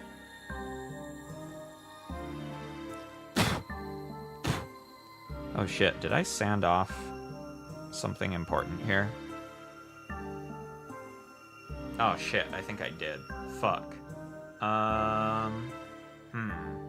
Is this even still gonna work?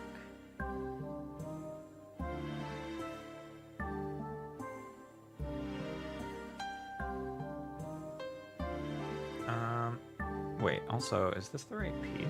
Eh?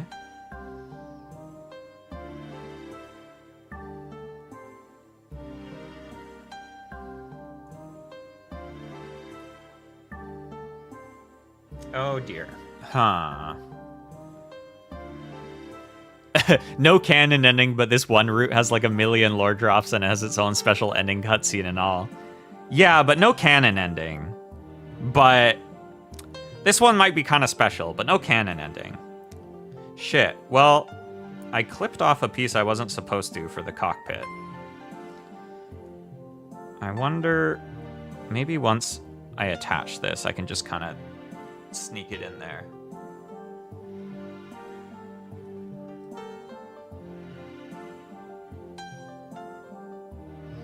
Or I might have to, like, try and glue some pieces together afterwards.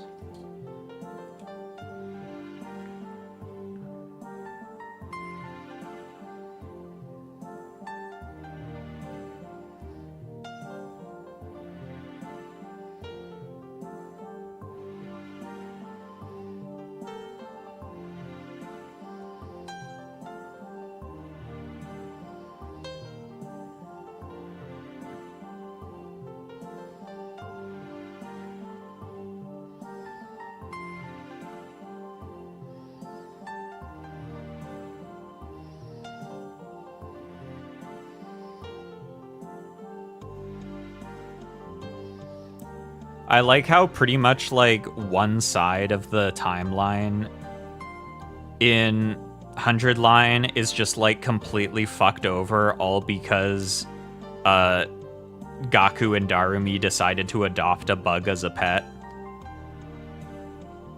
And just like completely ruined everything.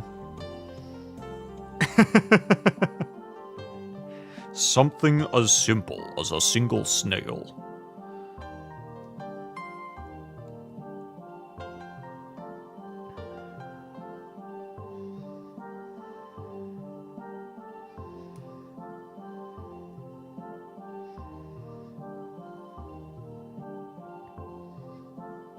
The damn bug pet was some silly shit. I remember earlier on in that route, I was like, it's really funny that all this other crazy stuff is going on, and then there's this subplot about Darumi and Gaku having a bug pet, and then it became apparent that it was actually connected to everything else.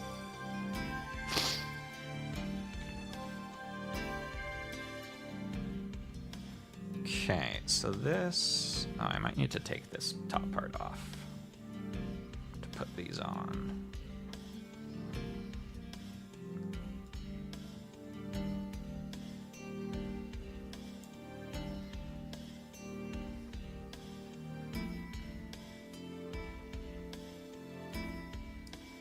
They literally ruined things in multiple timelines by wanting a bug. It's crazy. Oh yeah, this is fucked. Oh no, why did I clip those pieces off? So to explain what I did, that I'm crying about.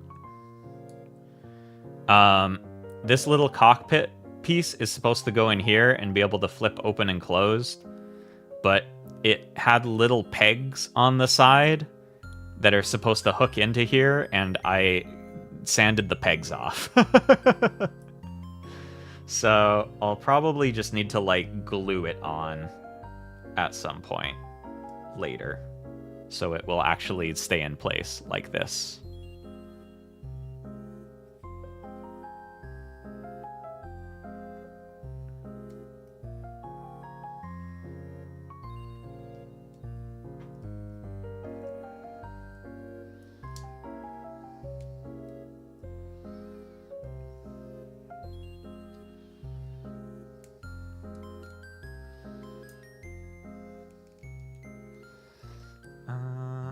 That's on like that. Yes. So for now, the cockpit is just open. Also, the hatch fell out on the ground. Oh, here it is. Oh, yeah. I'm gonna glue this critical function shut, yeah. They don't need to get out.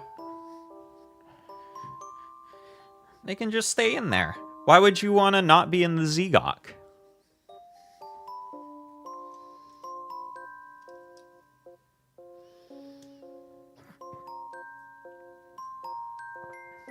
Once you're in the Zegok, what possible reason could you have to want to get out of the Zegok?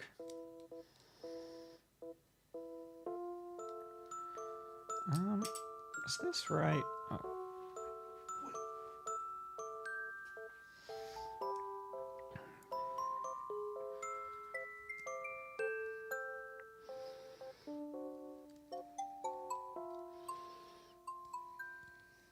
There we go. That's better. Okay. Boop. And now I need the little side pieces. Reason not found. Exactly. Just stay in there. It's nice. It's safe. It's fun.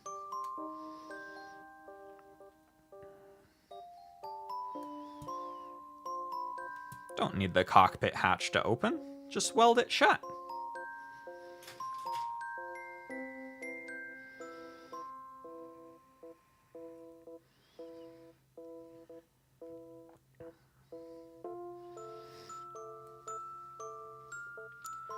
This kit doesn't even come with a little pilot figure, so there's no reason to open it anyways. Which is a little disappointing. I like it when... I think it's more common on MGs. When they have a function so the cockpit can open, they also have a little plastic person to put inside.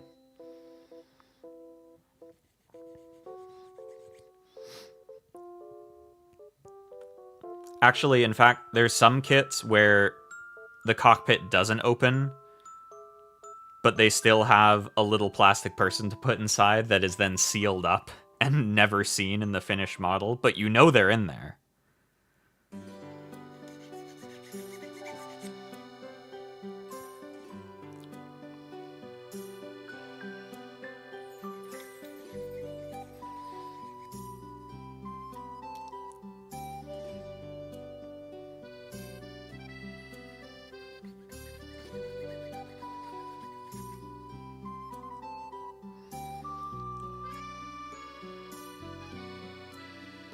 Okay, we have those, I think. Oh, yeah, I need the vents. Oi. Oh, hello, parentheses. You having a little stretch? Good girl. Now that it's getting colder again, she's going to her little bed while I'm streaming again, and I gotta get the parentheses cam up and running once more. Because she's actually sleeping on her bed during stream.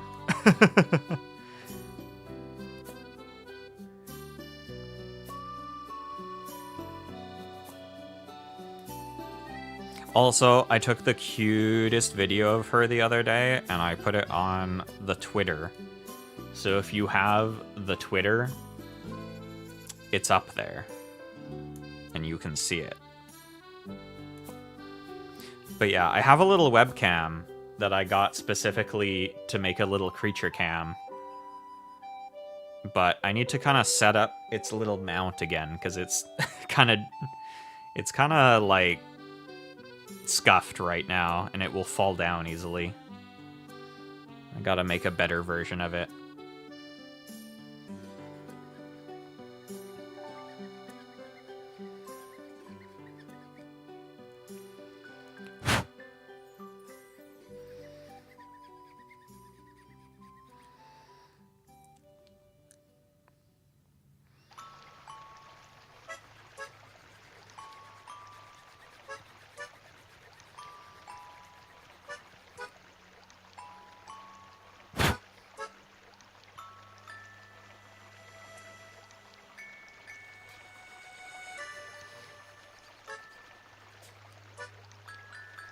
You got little sneezes. She sneezed.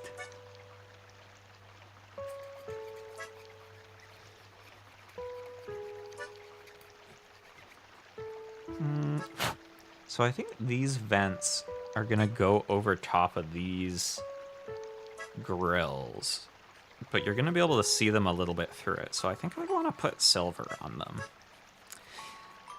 Me looking at details on a model kit. What if it was silver, though? What if it was silver?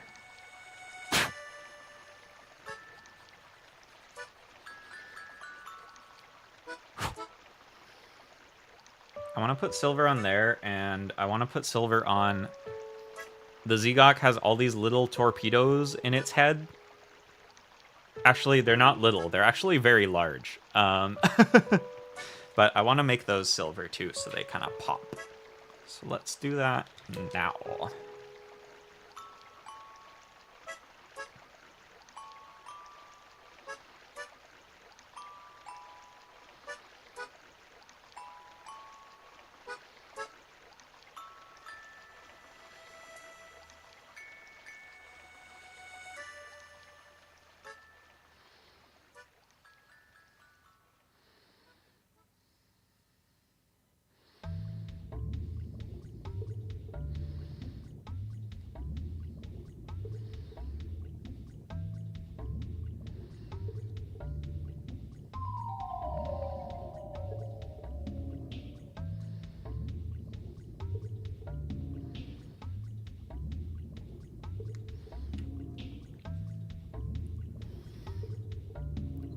Professional creature enjoyer. Me too.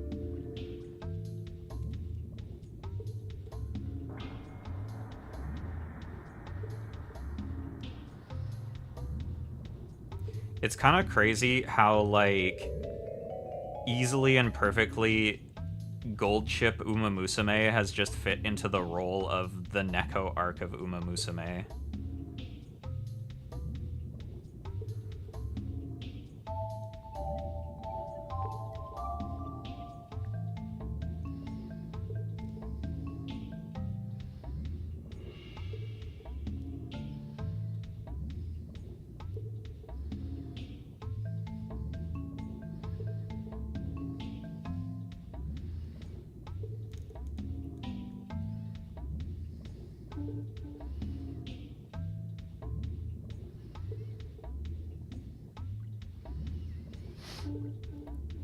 Actually, speaking of Uma, I finished training my team for the next PvP event. I really want... I'm so happy I was able to win the last one with King Halo, like, as off-meta. And I really want to try and win one with Nice Nature. Because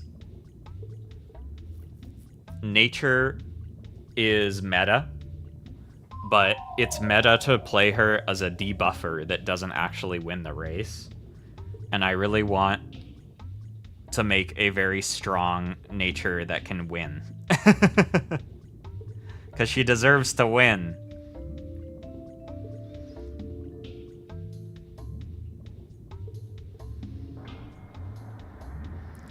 It's really messed up that her, like, whole career story in the game is about how she has, like, an inferiority complex because she always gets third and doesn't actually win, and is like, I want to be able to win too. And you're like, yeah, follow your dreams. But then meta-wise, they made it really good to build her as just like a support unit that doesn't win.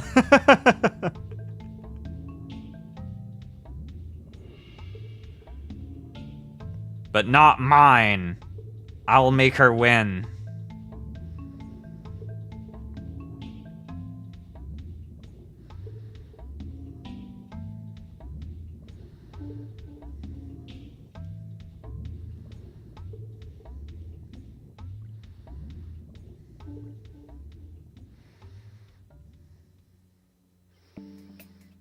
Teto. Oh, the Vocaloid. The ba ba ba da da da da da da da da da da da. That's the Teto.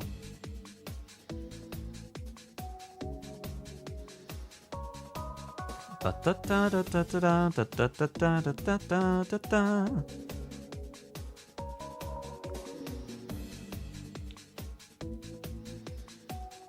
Some of my silver painting here is a little messy, but I think most of this is going to be hidden by armor, so it's fine.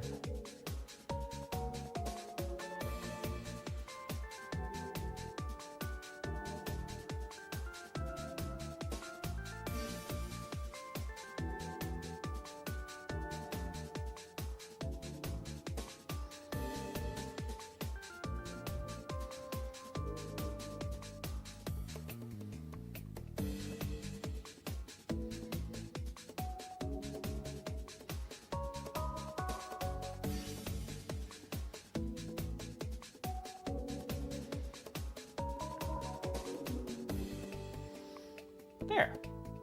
Shiny torpedoes.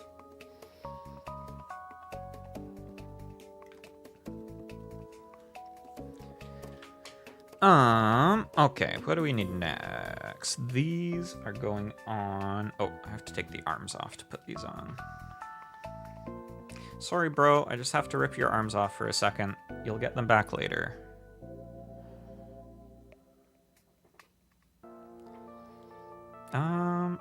So these are going on like this.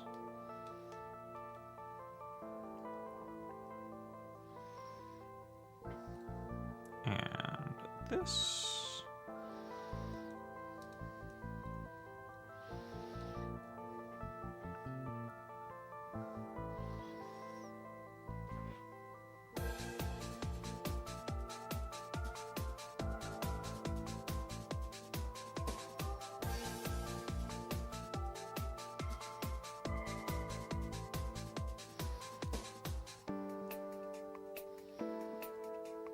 Ain't got no more arms. Lieutenant Dan, you ain't got no arms.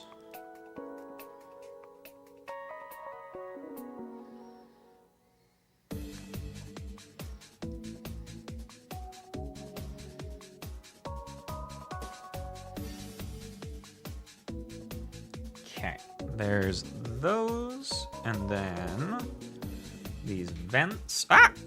I dropped a pen. Don't worry, don't panic, it's okay, it's okay. These vents are going over here. Oh, that looks good. I'm glad I put the silver underneath.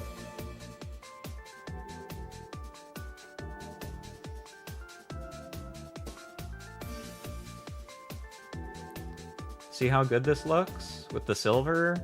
Oh my god, it's so good. I'm so smart for painting it silver.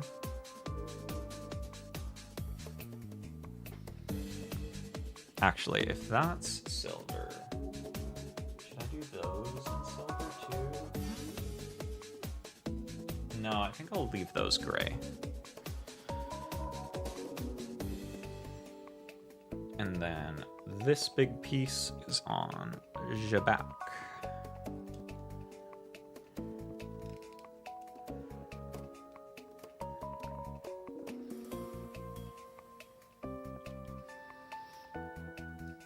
Like this.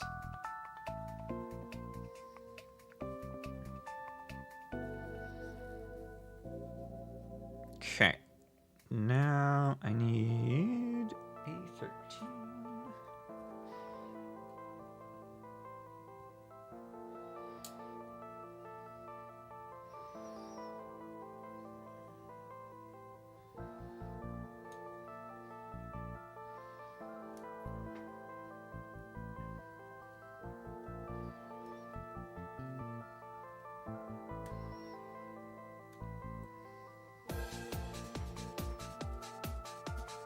And I'll need this too.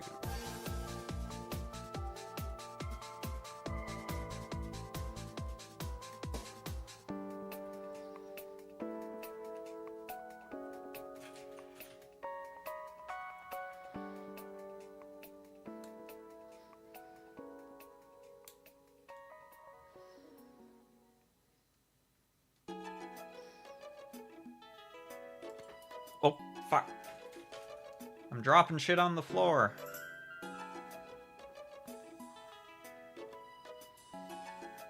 What an oaf. What a buffoon. What a Neanderthal.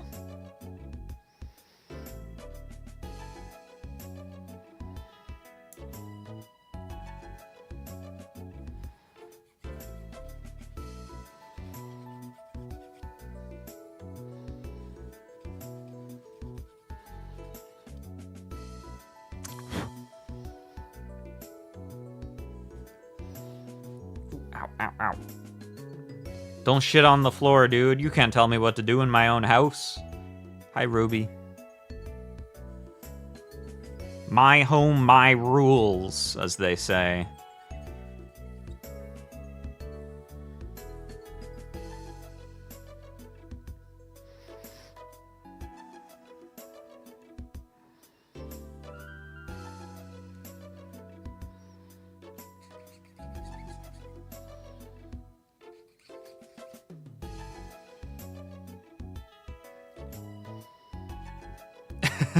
Just because you have free will doesn't mean you should. That is true.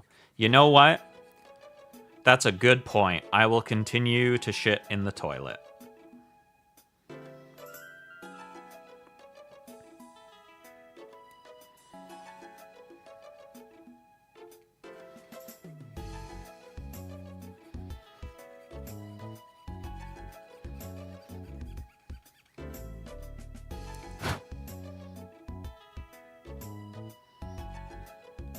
Made some important decisions today.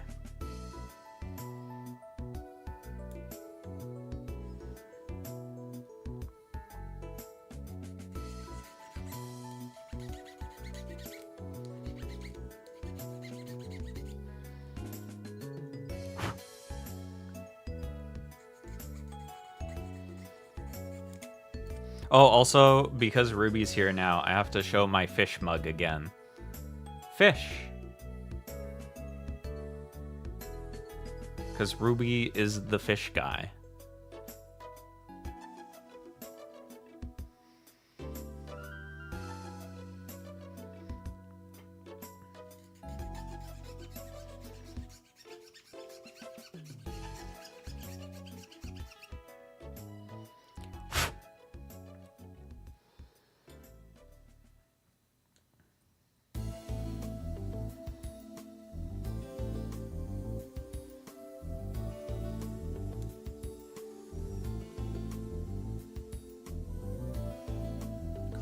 This piece up. Make sure I'm actually cutting and sanding stuff that I'm supposed to this time. Nice mug, thank you. It's my favorite mug.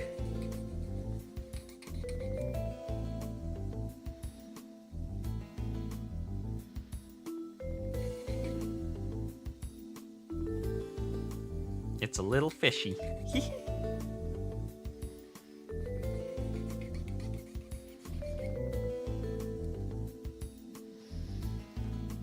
Okay, and sand the bottoms of these so they will fit nice and snug.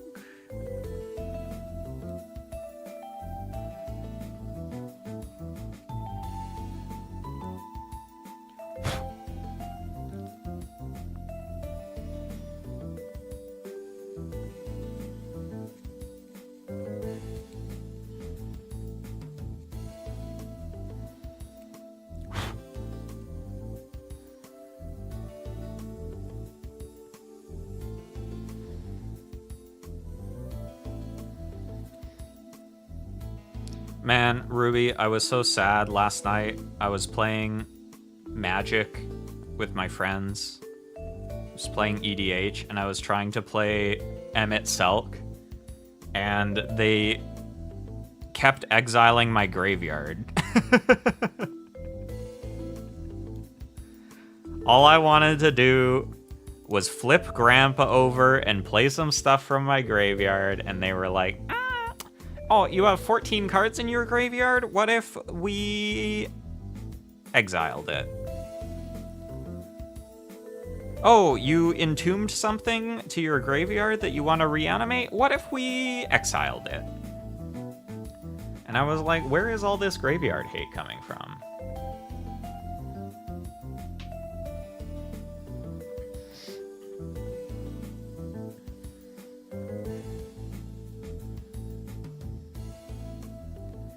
And then I was just about to finally get to flip him again and reanimate some good stuff from my graveyard, and then someone was like, I'm gonna Rise of the Dark Realms, and I'm gonna reanimate all the good stuff in your graveyard. And I was like, oh, okay. You're not even playing a graveyard deck.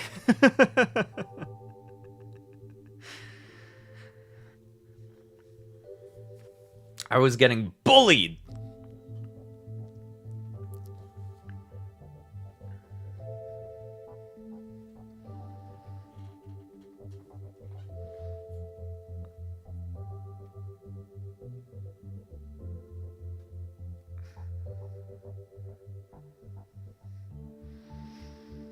But I kind of deserved it, because the game before that, I'd really, dominated with modular Marchesa, so I was getting my just desserts, I guess.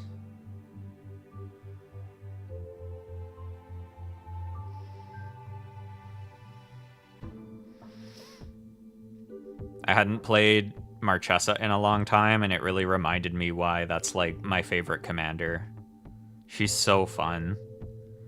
She's, so flexible, and she protects herself, and you can do so much different shit with her. She's so awesome.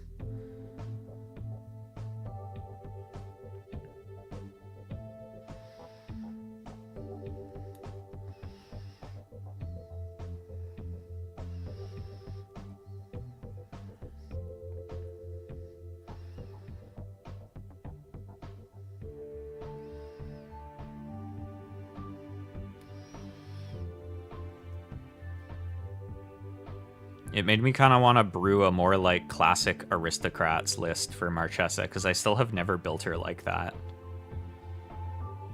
I've built her as like a theft commander and as a modular commander, but I've never actually just leaned into aristocrats with her, which is probably like the strongest way to build her.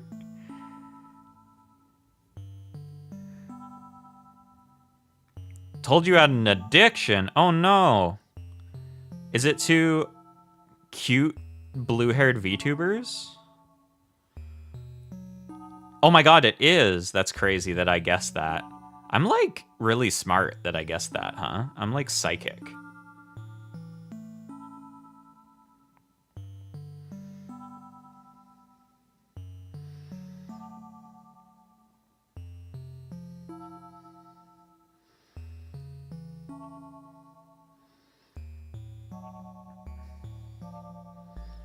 Also, I hope y'all are ready. We're gonna play scary games next week because it's Halloween. I've picked out what we're gonna play, and it's gonna be scary.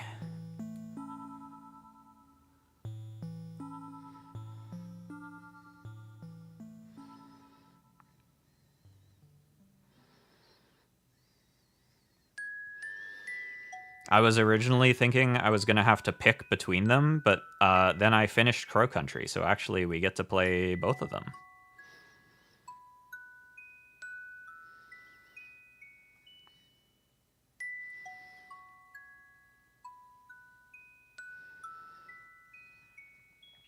Okay, I finally finished panel lining this piece. There's so much to panel line on it, but it is done. Panel line this guy now, which is a bit simpler.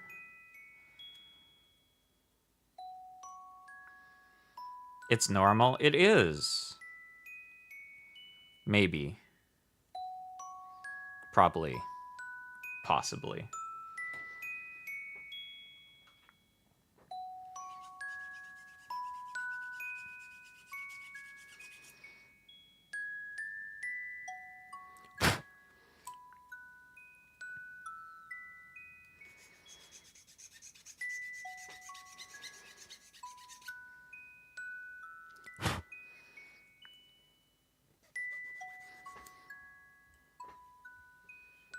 Okay, there's that. And then panel line this. There's so much panel lining to do, but it makes it look so much better.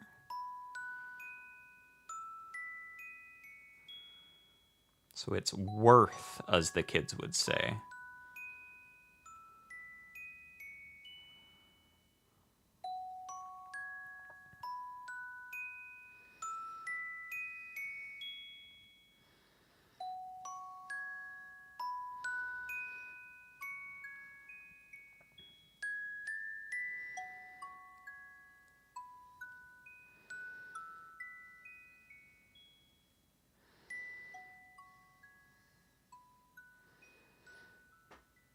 Okay.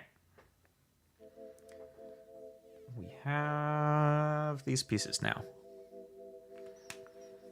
So, make sure I put these on in the right order. This is first.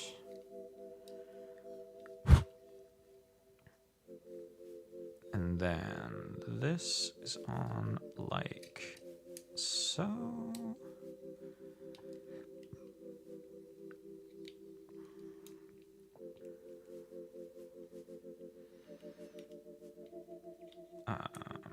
Like so? Oh, maybe this piece needs to go under it. There's text explaining something here, but I don't know what it means, but I think it means it has to go on first, now that I'm putting them together.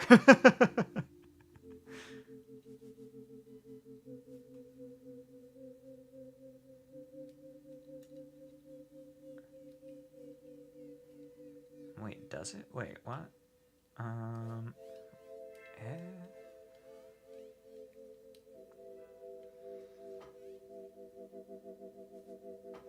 maybe it does go on after.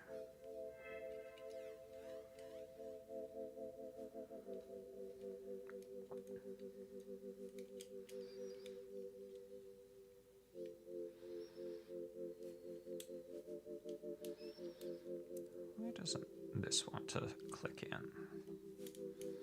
There we go. Then this is on up here. Okay, there we go.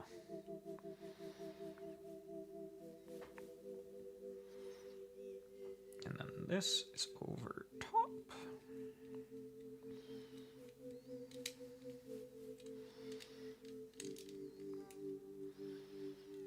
Woohoo! Hey, this is looking good actually.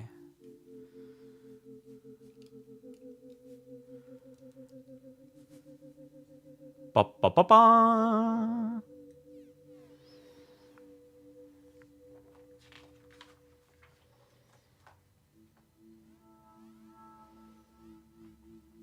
Now I'm gonna need these little guys.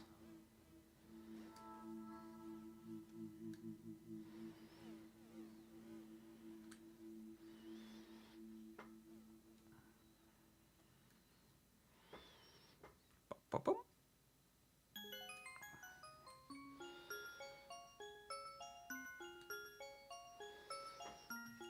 These two, and then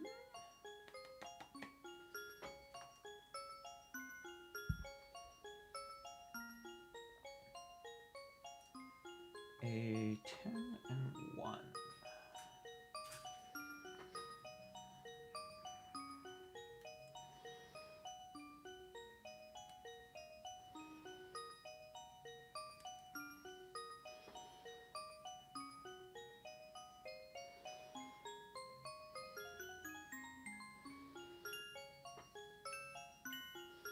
Making progress. We making progress, even if I fucked up the cockpit.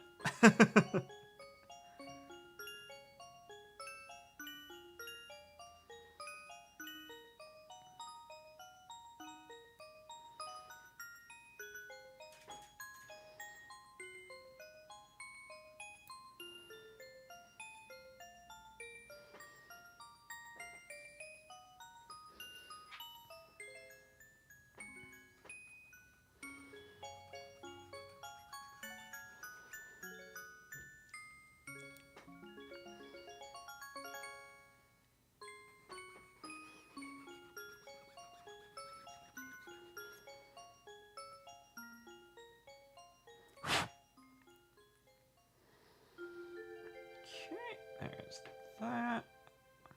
And these. We are almost complete the body. Well, the upper body, not the waist.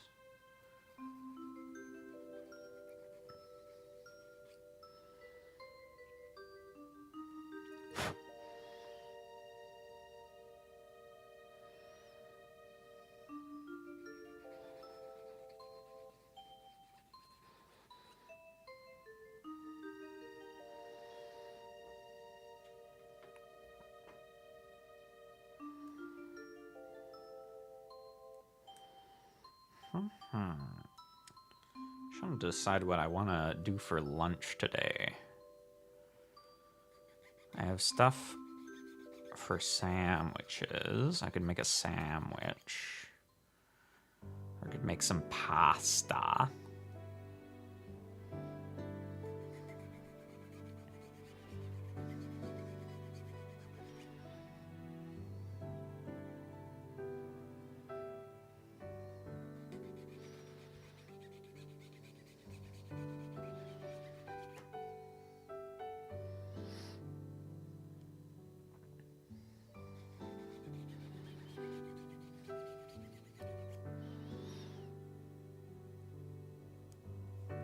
Apparently, the way I'd say pasta is like a Canadian accent versus American accent thing. Pasta.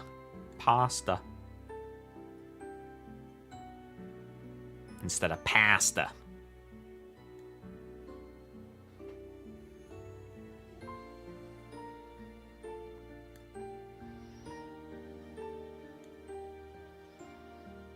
I also tried for the first time the other day, I don't know how it's pronounced still. Is it like gnocchi?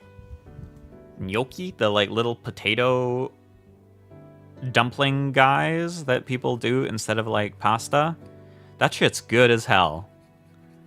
I need to start making that for myself more. Those little guys are yummy.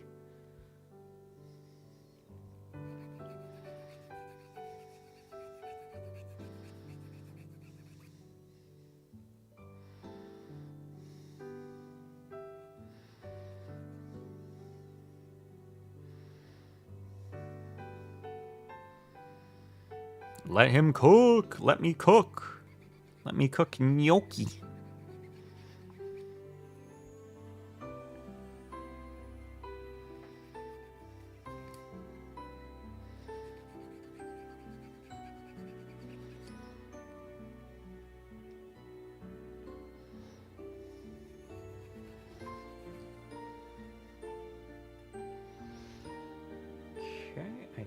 That is all sanded. I just need the pink sticker for the eye.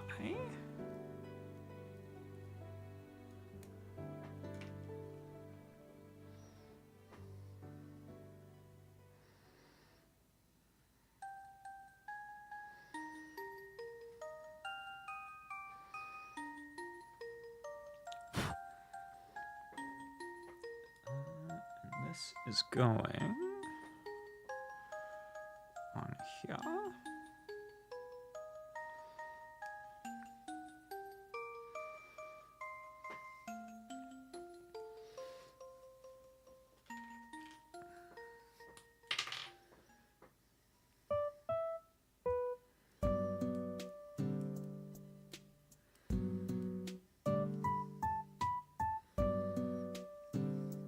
Kind of line this little eye thing.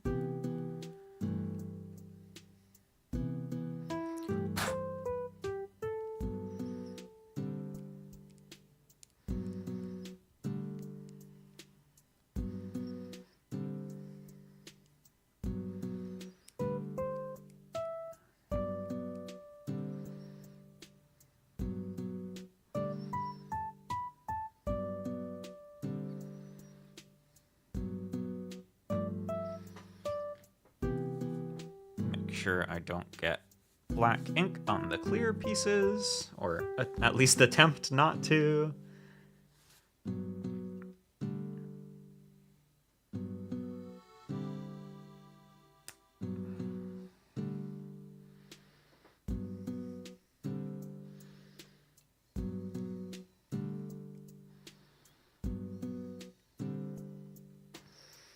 So that's going in here. And then these guys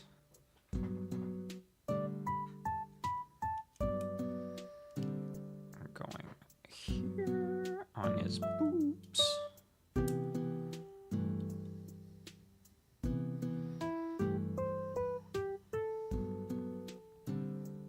Bum-bum-bum. And then his hat.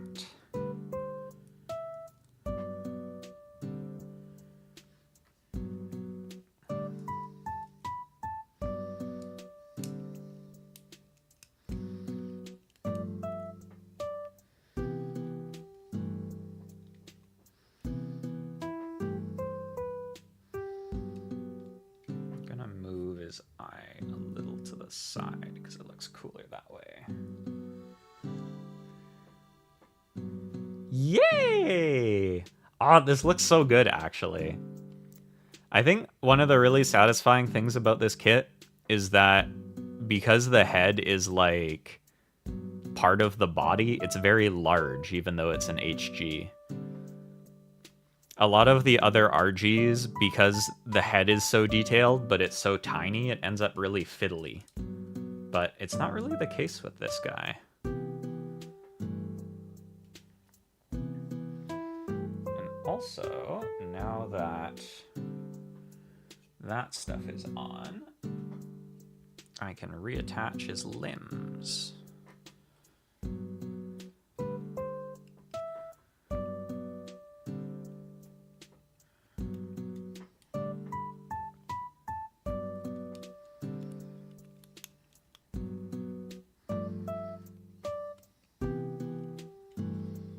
Oh, yeah, like the pistol shrimp.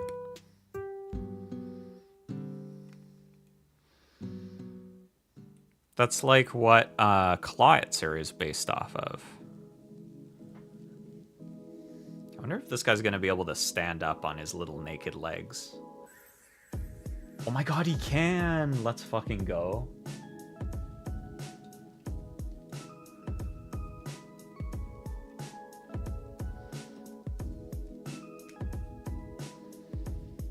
And his claws should be dry now. So we can put these bad boys on.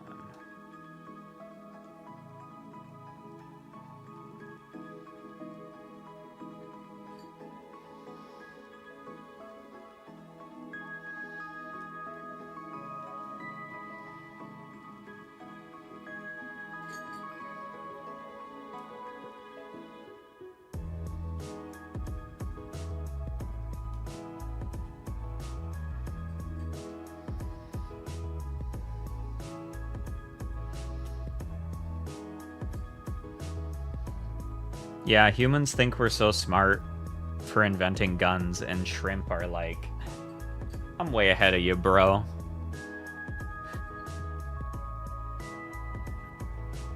Oh, you invented a gun? That's so shrimple.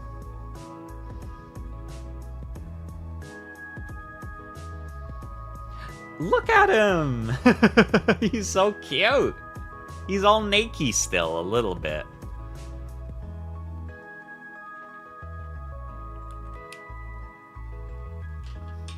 See if I can just, like, position the cockpit in a way that makes sense. Oh, this is going to be annoying to fix.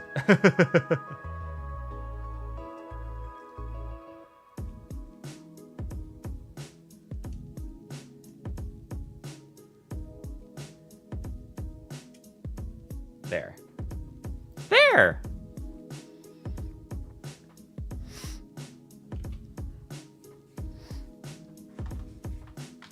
There is the Zegok so far.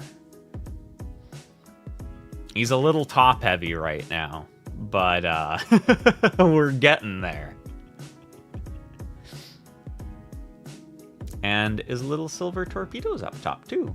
Ooh, pretty. Well, I think I will finish up here for today. This is good progress. Good progress. Oh, for the first stream. But, yeah, have a good time of day. And I will catch you later. I'll put up a schedule probably later today for Spooky Week, because I have fun plans for Spooky Week. But until next time, I will see you later. Bye. Bye, bye, bye. Bye, bye. Say goodbye, Zegok. Bye, guys. Have a good day.